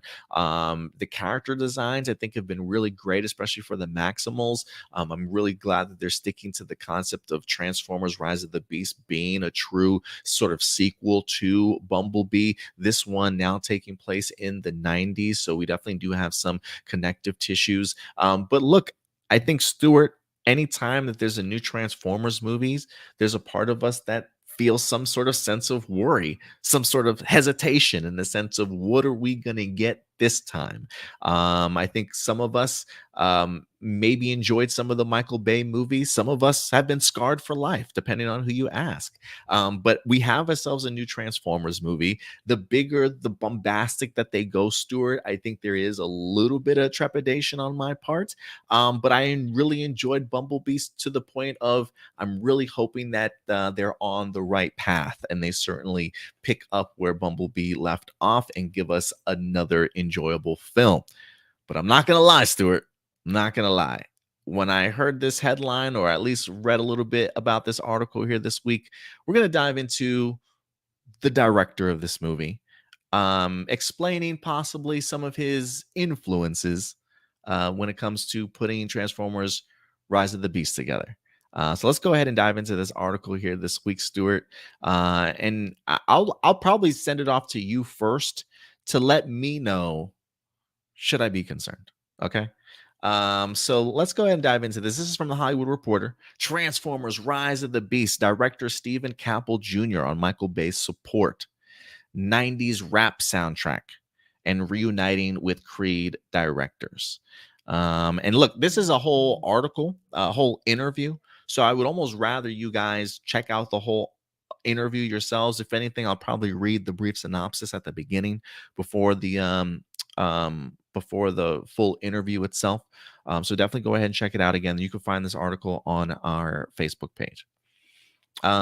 Transformers Rise of the Beast director Stephen Campbell Jr. isn't afraid to pick up the phone and ask for guidance. He did it on Creed 2 when he was asked Ryan Coogler and Sylvester Stallone for insight on how to best to make a movie in the world of Adonis Creed and Rocky Balboa. So naturally, Stephen Campbell took the same approach with the mastermind of Transformers live action movies, Michael Bay, baby. That's right. He picked up the phone and said, Michael, I need your help, buddy.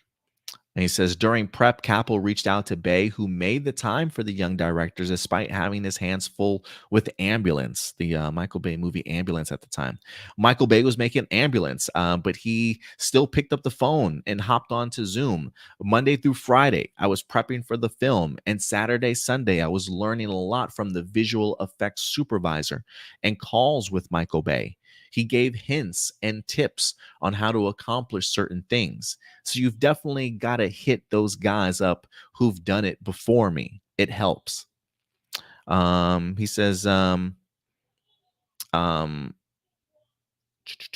where's the rest of the article? Oh, he says, more than anything, Campbell just wants you to feel something for these Transformers characters, new and old. He says, I'm not here to just create robots for you to say, yeah, that was cool, that was fun. I want to be like, I truly care about that Optimus Primal. I truly care about Air Razor and those characters, because this is the foundation of what I would love the franchise to be going forward. And a lot of the stuff in this film is a huge setup for where the franchise can go. So I'm excited for people to check that out.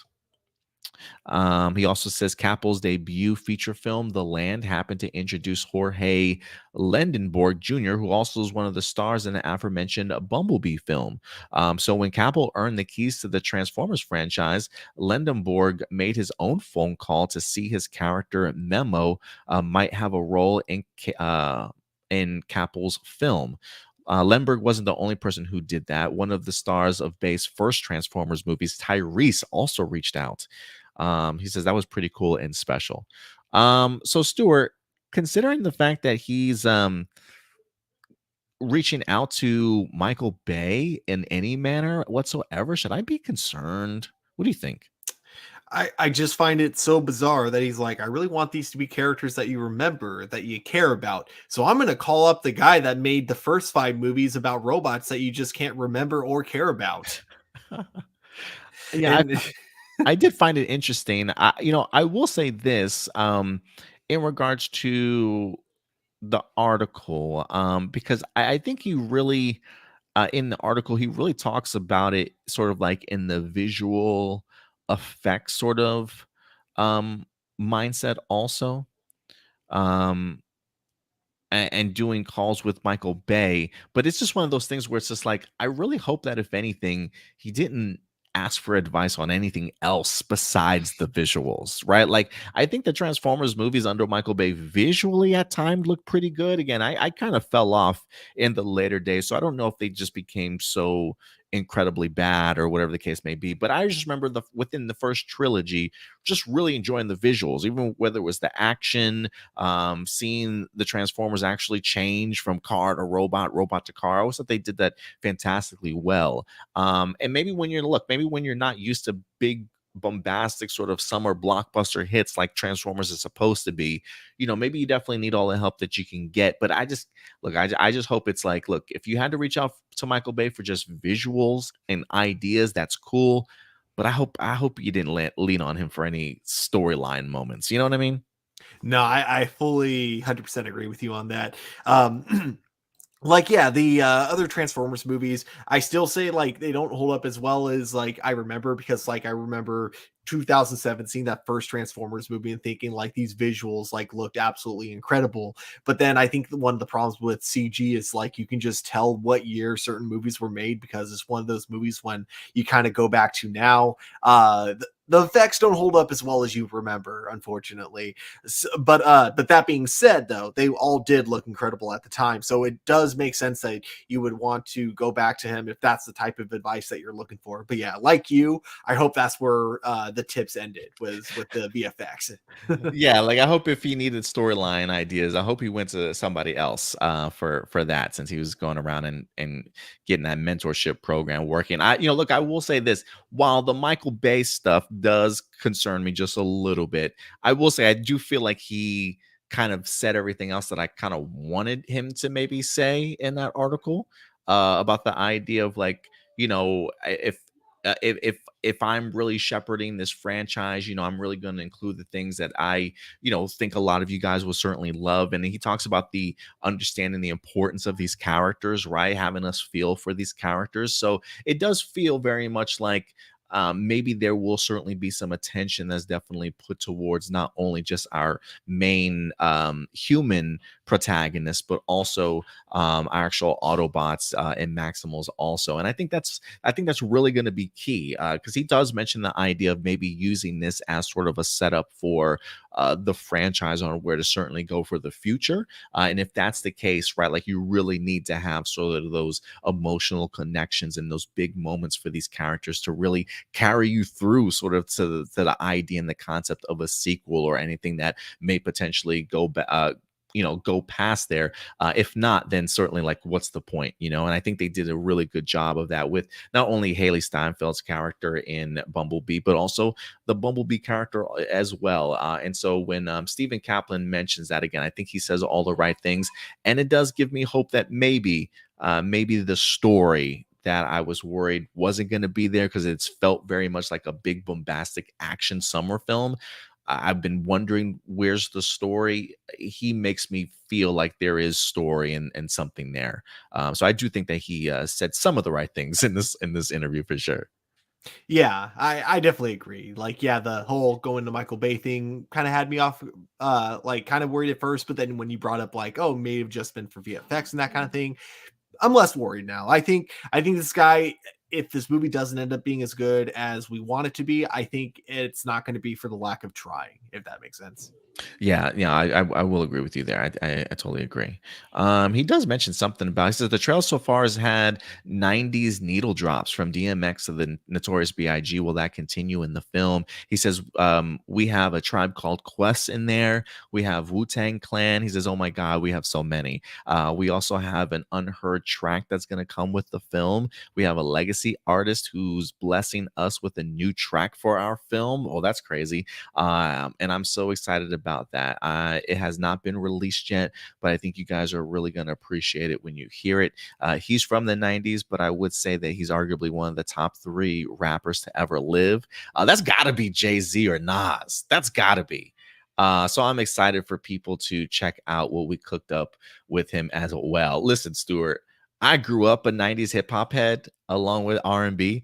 So like for me, 90s is like my bread and butter. I truly have really enjoyed like the soundtrack so far for these trailers that we've gotten, but they look like they're coming out with some bangers right now. And a legacy artist, see the idea of him saying top 3 rappers to ever live, coming out with a new track, that's got to be like Jay-Z and Nas, especially if we're talking about like New Yorkers in the hip hop game. Man, I'm excited for that. I'm excited. That's probably the best piece of this article for me, bro. Like, It's gonna have a kick-ass soundtrack, even if it's like not the best movie ever. We'll still have a good soundtrack out of it. And listen, man, sometimes a good soundtrack can really carry a movie. You know what I'm saying? Yes. And 90s hip hop was like such a nostalgia piece, I think, for so many people. That might even help carry this movie to being enjoyable for me. So we'll see how it goes, guys. But yeah, let us know your thoughts in the comment section box below. What's your hype level for Rise of the Beasts? And last but not least, guys, our last topic. And look, we're going to get into some video game talk here because I don't, where my Destiny heads at? Where my Destiny heads at? Listen, it's been a minute since I've played Destiny myself, though, Stuart. I can't even lie. But when it dropped, I definitely had Destiny. There's me, my boy Jonathan. I think our friend Renee over in our Facebook group. She's my photographer for A Plus Opinions. Renee certainly coming through in our clan from time to time. Man, we had a blast playing Destiny. But then, come the DLCs and the expansions and the sequels, and eventually I just can't keep up financially, man. It's just too much. But the world of Destiny has in fact continued to expand, and expand. It will continue to do so. And I thought this was a fantastic article, Stuart, to let us know that when it comes to Destiny, it's not just going to be video games anymore. It's not just going to be comic books, but we're aiming for TV and film. That's right, television and film here. This is coming for us from thegamepost.com, as they talk about Bungie hiring a former Warner Brothers Discovery executive for Destiny film and television. What's your history like, Stuart, with this game? Dude, when this game first came out, yes, like you, I was kind of hooked on it for a little bit. But I think once I beat the game, like beat the main campaign, I just kind of lost a lot of interest in it afterwards.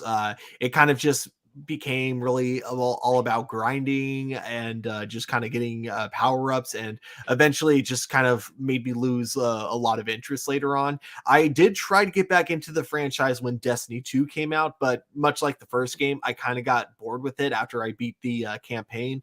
But that's not to say I didn't have a big run with it. It was I feel like this game and then just the Dark Souls franchise, those are the two games where I've straight up done overnighters, like stayed up all night playing those games with other people, because they're just they're just that much fun.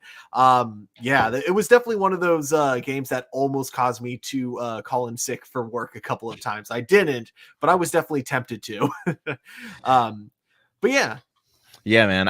If anything, I definitely, my friends Jonathan and Renee were really, really big into it. I would definitely join them for raids from time to time, to help me level up and get some really cool ass weapons and stuff. But it was always a blast to play, man. I always loved the story too. I'm very much look. I grew up in a generation of like just non-multiplayer stuff. You know what I'm saying? A lot of stuff was a one player, two player sort of thing, right? Like that's what I always love. uh, Getting on to multiplayer, it's fun. I definitely have fun. I did a lot of this time with like Call of Duty and stuff, and first person shooters and stuff. But the idea of like getting clans together and all that, like for me, I always dug kind of playing by myself, but the only time I really did the big raids is when I was hanging out with all my friends. But yeah, it was me, Jonathan, Michael, Renee. We had a blast with this freaking game. And so it's they're doing much more with this, ladies and gentlemen. Destiny is going to continue to expand here. Let's get into this article. It says Bungie has hired a former Warner Brothers executive to lead the expansion. Gabriel Van Hughes is now the head of linear media for the Destiny IP at Bungie. Van Hughes will lead the charge in bringing Destiny to other mediums, including TV, film, books, comics, and more. The move is part of Bungie's strategy to expand the Destiny universe beyond just the gaming world and bring in new fans and audiences for the IP. This is what he says. He says, I recently took the gig as head of linear media for the Destiny franchise at Bungie. This new position will work with the Destiny universe leadership team to create strategy and execute the operations for expansion of Destiny into new media, including TV, films, books, comics, and audio formats. Destiny has a universe worth of stories waiting to be told, and I look forward to connecting best in class partners to our amazing creative team to bring them to life for current and new fans. Eyes up, Guardian. You So know, yeah, I think that the world of Destiny is a world you could do this with. I absolutely. feel like the campaign itself, never made any huge changes to like the universe. So you could easily have like kind of the main story that just coexists alongside with that universe and not have to worry about either one of them kind of, like crossing paths necessarily. So in other words, you can keep like a coherent universe, very much like the Star Wars expanded universe and things like that. Yeah, I think you make a great point there. That's I think what really excites me. I mean, this has a great sort of potential for like future spin-offs if you want to ever go ahead and like branch out from the main storyline. There's so much expansion that you can definitely have with this if it's certainly done right. So I'm really looking forward to this and for this actually happening. If anything, I would be kind of curious to see like how they connect all this stuff. I mean, like, are they going to do a movie first, and then is it going to go from a movie to a spin-off series, sort of like what they're doing with the Batman sort of thing? So I think there's a lot of potential here, Stuart. I totally agree with you. Yeah, personally, if it were me, I would start it off as a, TV series, see how that does, and then maybe spin it into a movie if you can go there. Yeah, yeah, we'll definitely see what they decide to do here. But yeah, guys, listen, if you guys were big Bungie, if you guys were big Destiny fans, let us know your thoughts about the idea of like maybe what you personally would like to see when it comes to a television show. If anything, maybe in the world of animation, I think would be really cool for them to dive into if they haven't already. But yeah, definitely huge opportunities here. And if anything, Stuart, too, right? I think one of the things that we're continuing to see video game IP just sort of like now really sort of making a big push. I think that people have been able to see really great success with some of these really meaty storylines for some of these for some of these movies, and for some of these video games, right? I think it also really just depends on like the type of medium that you certainly put it in, especially upon launch, that have been doing really big things. I mean, you look at Sonic, Super Mario with how much it's made at the box office, The Last of Us. I'm sure there's probably another video game movie or series out there that I'm missing, but now that you've seen how successful those have become, now you're starting to see Amazon take on a couple different video game IPs like God of War sort of thing, right? So it's almost like Bungie just sees the writing on the wall here. I mean, look, it's all Destiny's already been huge when it comes to video games, but if you ever want to get bigger and expand, that's got to be the next logical place. And seeing how successful it's definitely been, maybe just don't go to the Halo route. But maybe if you can avoid that, you might have something on your hands there. But what do you think overall about like video game IP and just in its expansion? No, you're 100% spot on. It feels like it's taken way longer than it ever should have, but it feels like Hollywood has finally figured out what it is that people want It's in like a they've video game unlocked it, movie. right? Yeah. Yeah, they figured out how to be, very accurate to the game, but still actually know how to form it in something that works for a movie. We're looking at, and also like looking at the variety of video game movies that we've had because, Super Mario Brothers, Sonic the Hedgehog, Mortal Kombat, and The Last of Us, four very different tonally types of movies, and 3 out of 4 of them were very huge successes.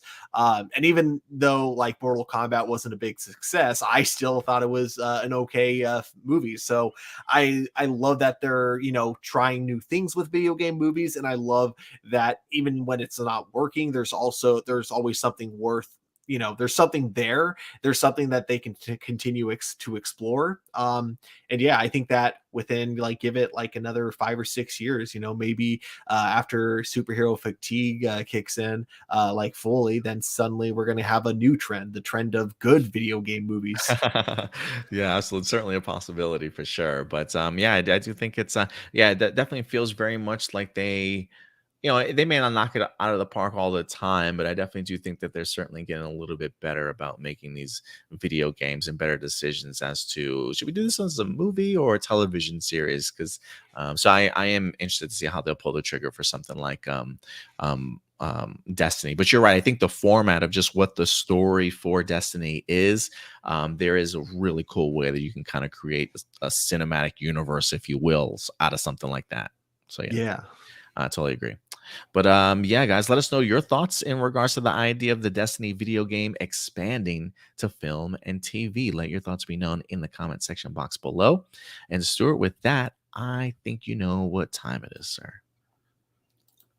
Where is it? Oh, there it is time for live viewer questions. And I don't know why I was looking over brand instead of banners. And so I'm like, what? Where is it? Where's it? And then realizing immediately right when I got to the end, oh, it's under banners. so we're going to go ahead and get into your guys' live viewer questions today. How do you submit a question? Pretty simple. I'll go ahead and pull this up here. So I'll walk you guys along it. Usually every Thursday, every after any Wednesday or Thursday, we'll usually go ahead and drop a post over on our YouTube page. Just go over to our YouTube channel, as you see right here. Click on that community tab. Oh, connect to the internet. I'm pretty sure I'm connected, guys. There we go. Go ahead and pull this up here. Again, after any Wednesday or Thursday, we'll go ahead and post this up. You'll find a live viewer question post here. Today, we got 25 questions, Stuart. So it looks like everybody's back at it with their questions once again. Thank you guys so much for certainly dropping those off for us today. It is Mother's Day edition. So if anything, we may not go too long with these live viewer questions, just so we maybe can spend some time with the family tonight.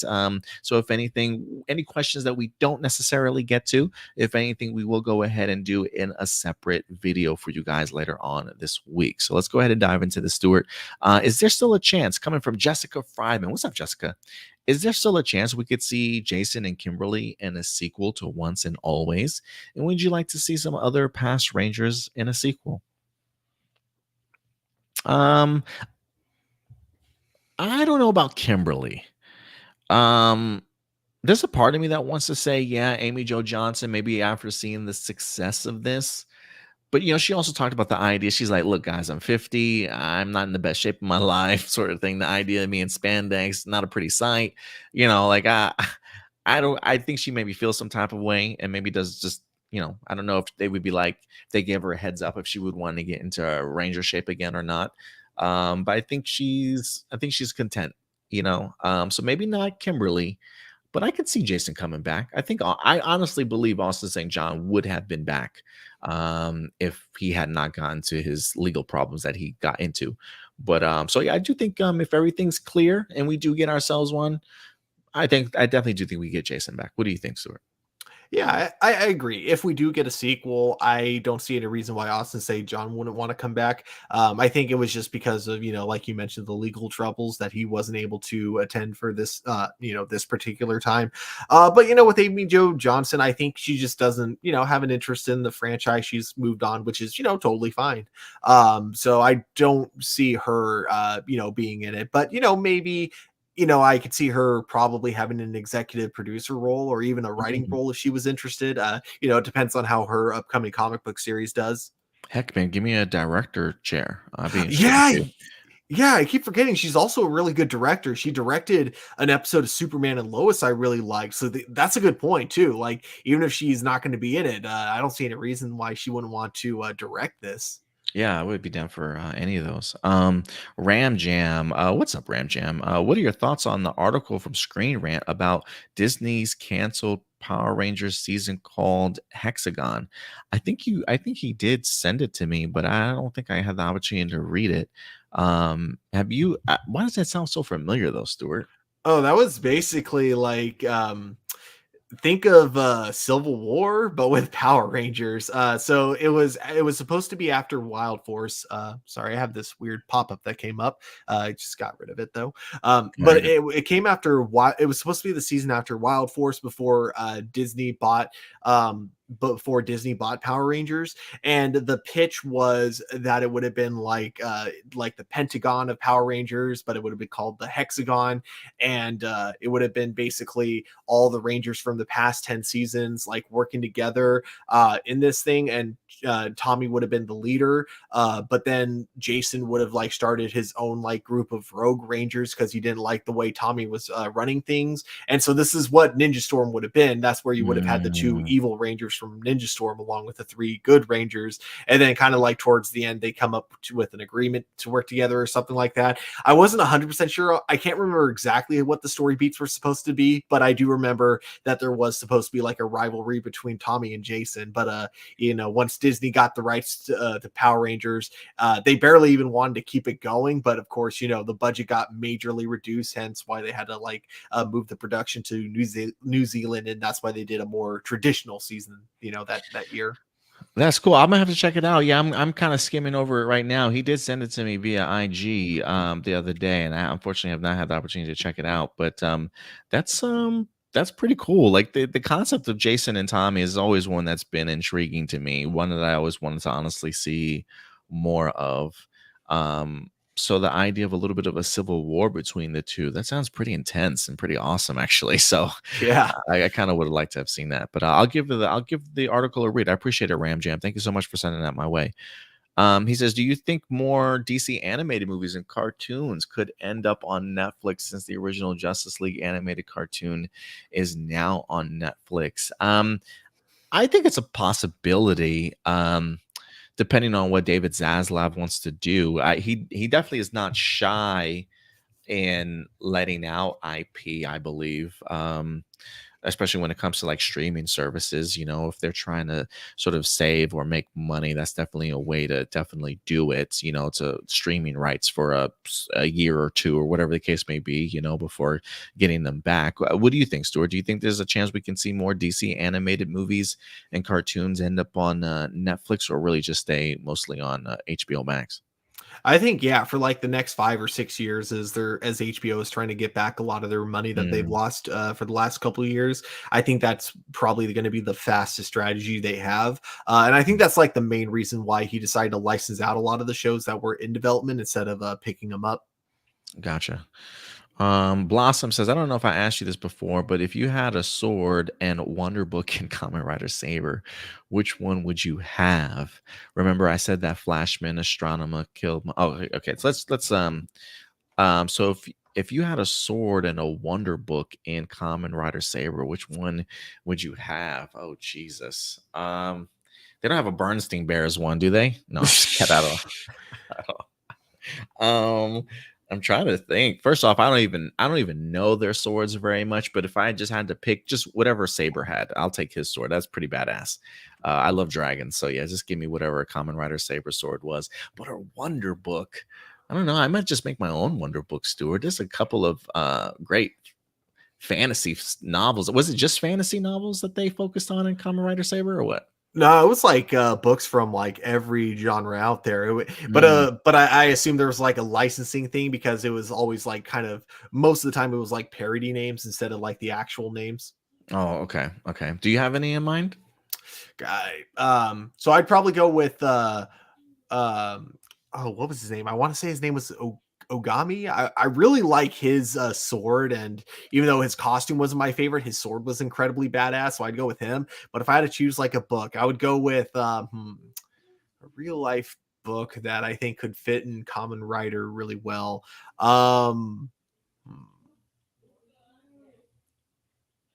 I'd probably go with screw it. I'll go with Lord of the Rings. Yeah, give me like a Lord of the Rings type of power up in Kamen Rider Saber.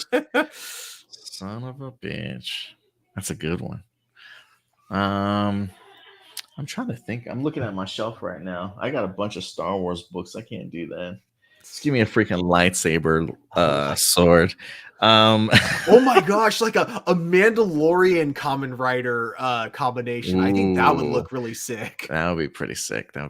You know what? Turn like, the Mandalorian TV show into a novel and then just make that your Wonder Book. There you go. There you go. I'll take it because I need some Star Wars introduced in there somewhere.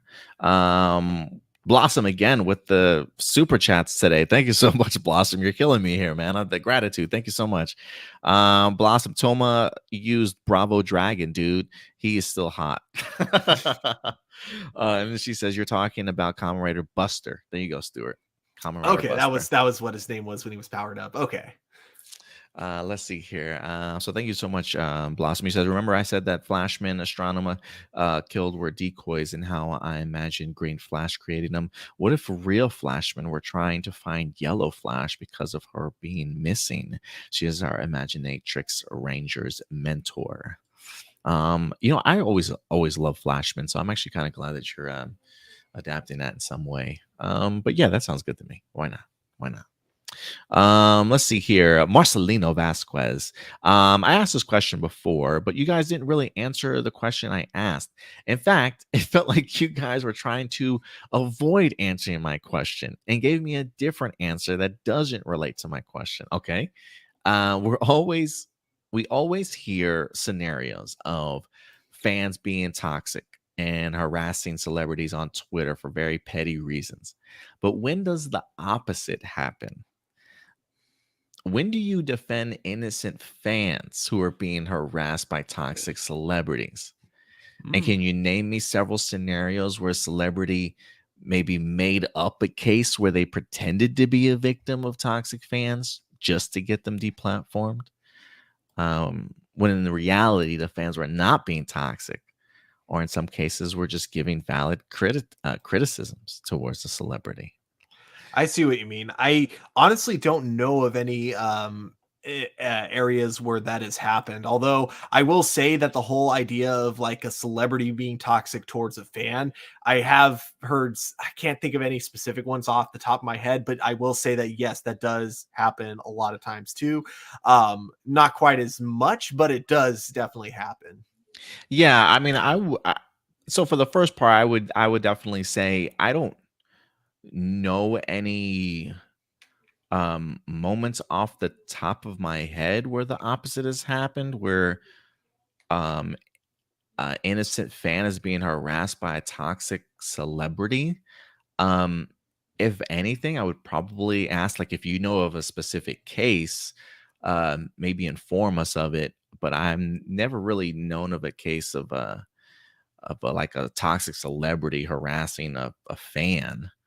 Um, or like defend an innocent fan who's being harassed by a toxic celebrity. And can you name me several scenarios where a celebrity made up a case where they pretend to be the victim of a toxic fan? Like that just seems so elaborate to me. Like I don't know. I mean, maybe some people pretend to be victims. I don't know, but I don't.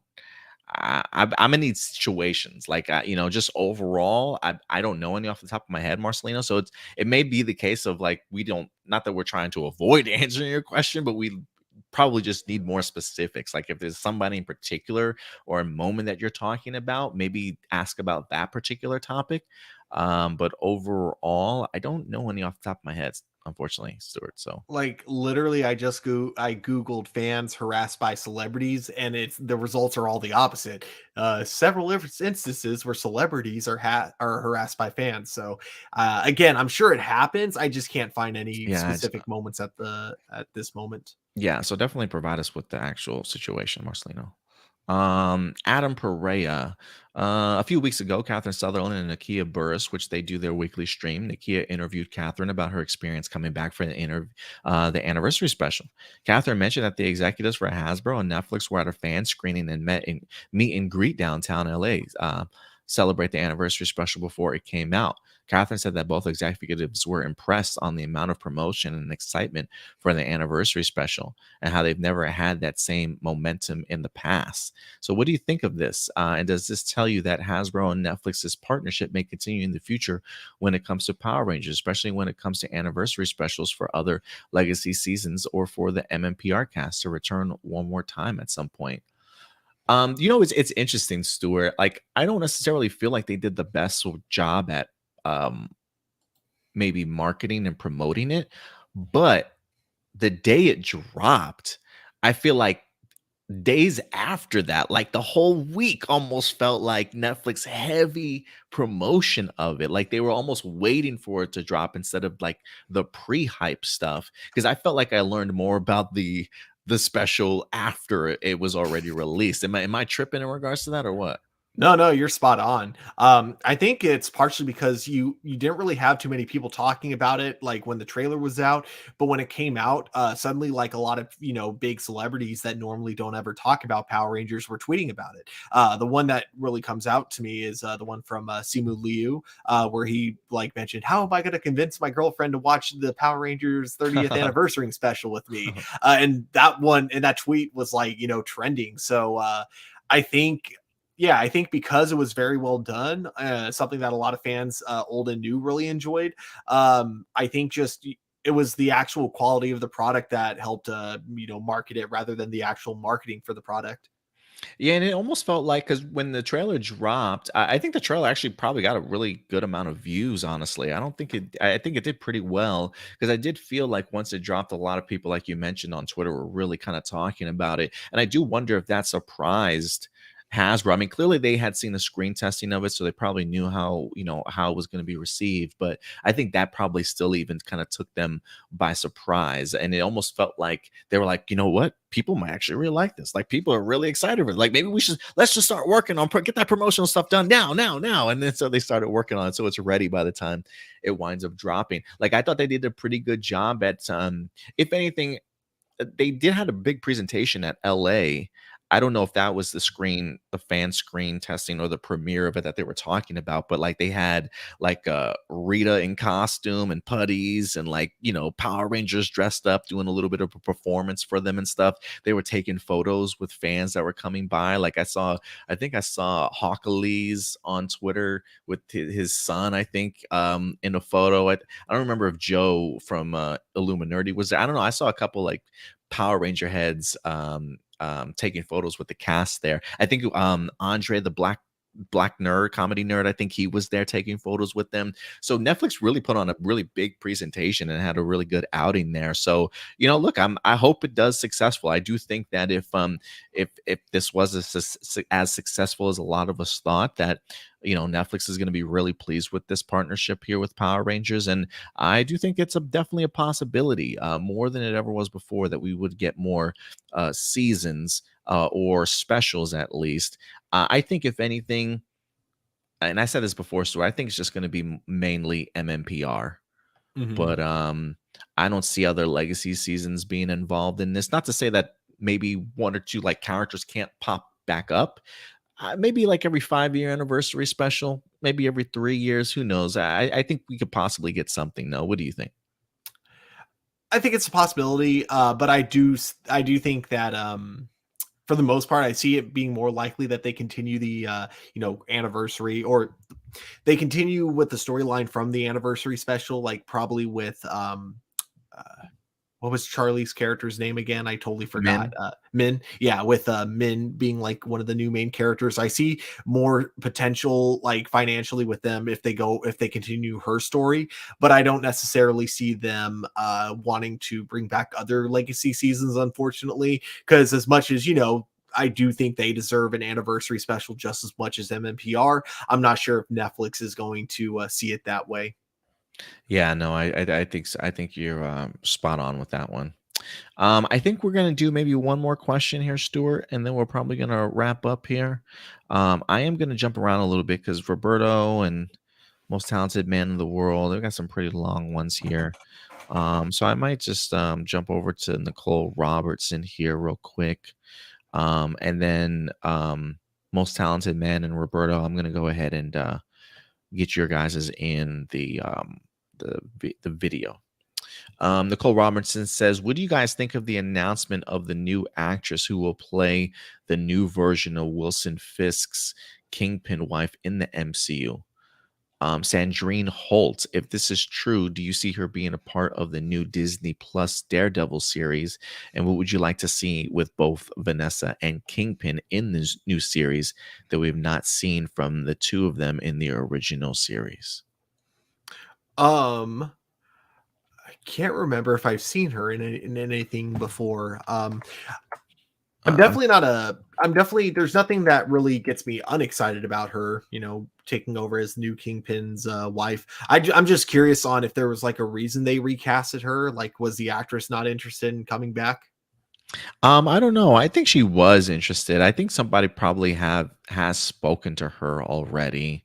Um, I'm trying to see if there's a quote from her in here. I do believe that somebody has spoken with her, and I think she herself was kind of surprised that nobody contacted her to have her come back and do the role. So I am a little bit surprised that it didn't go for her. But who knows? I don't know what.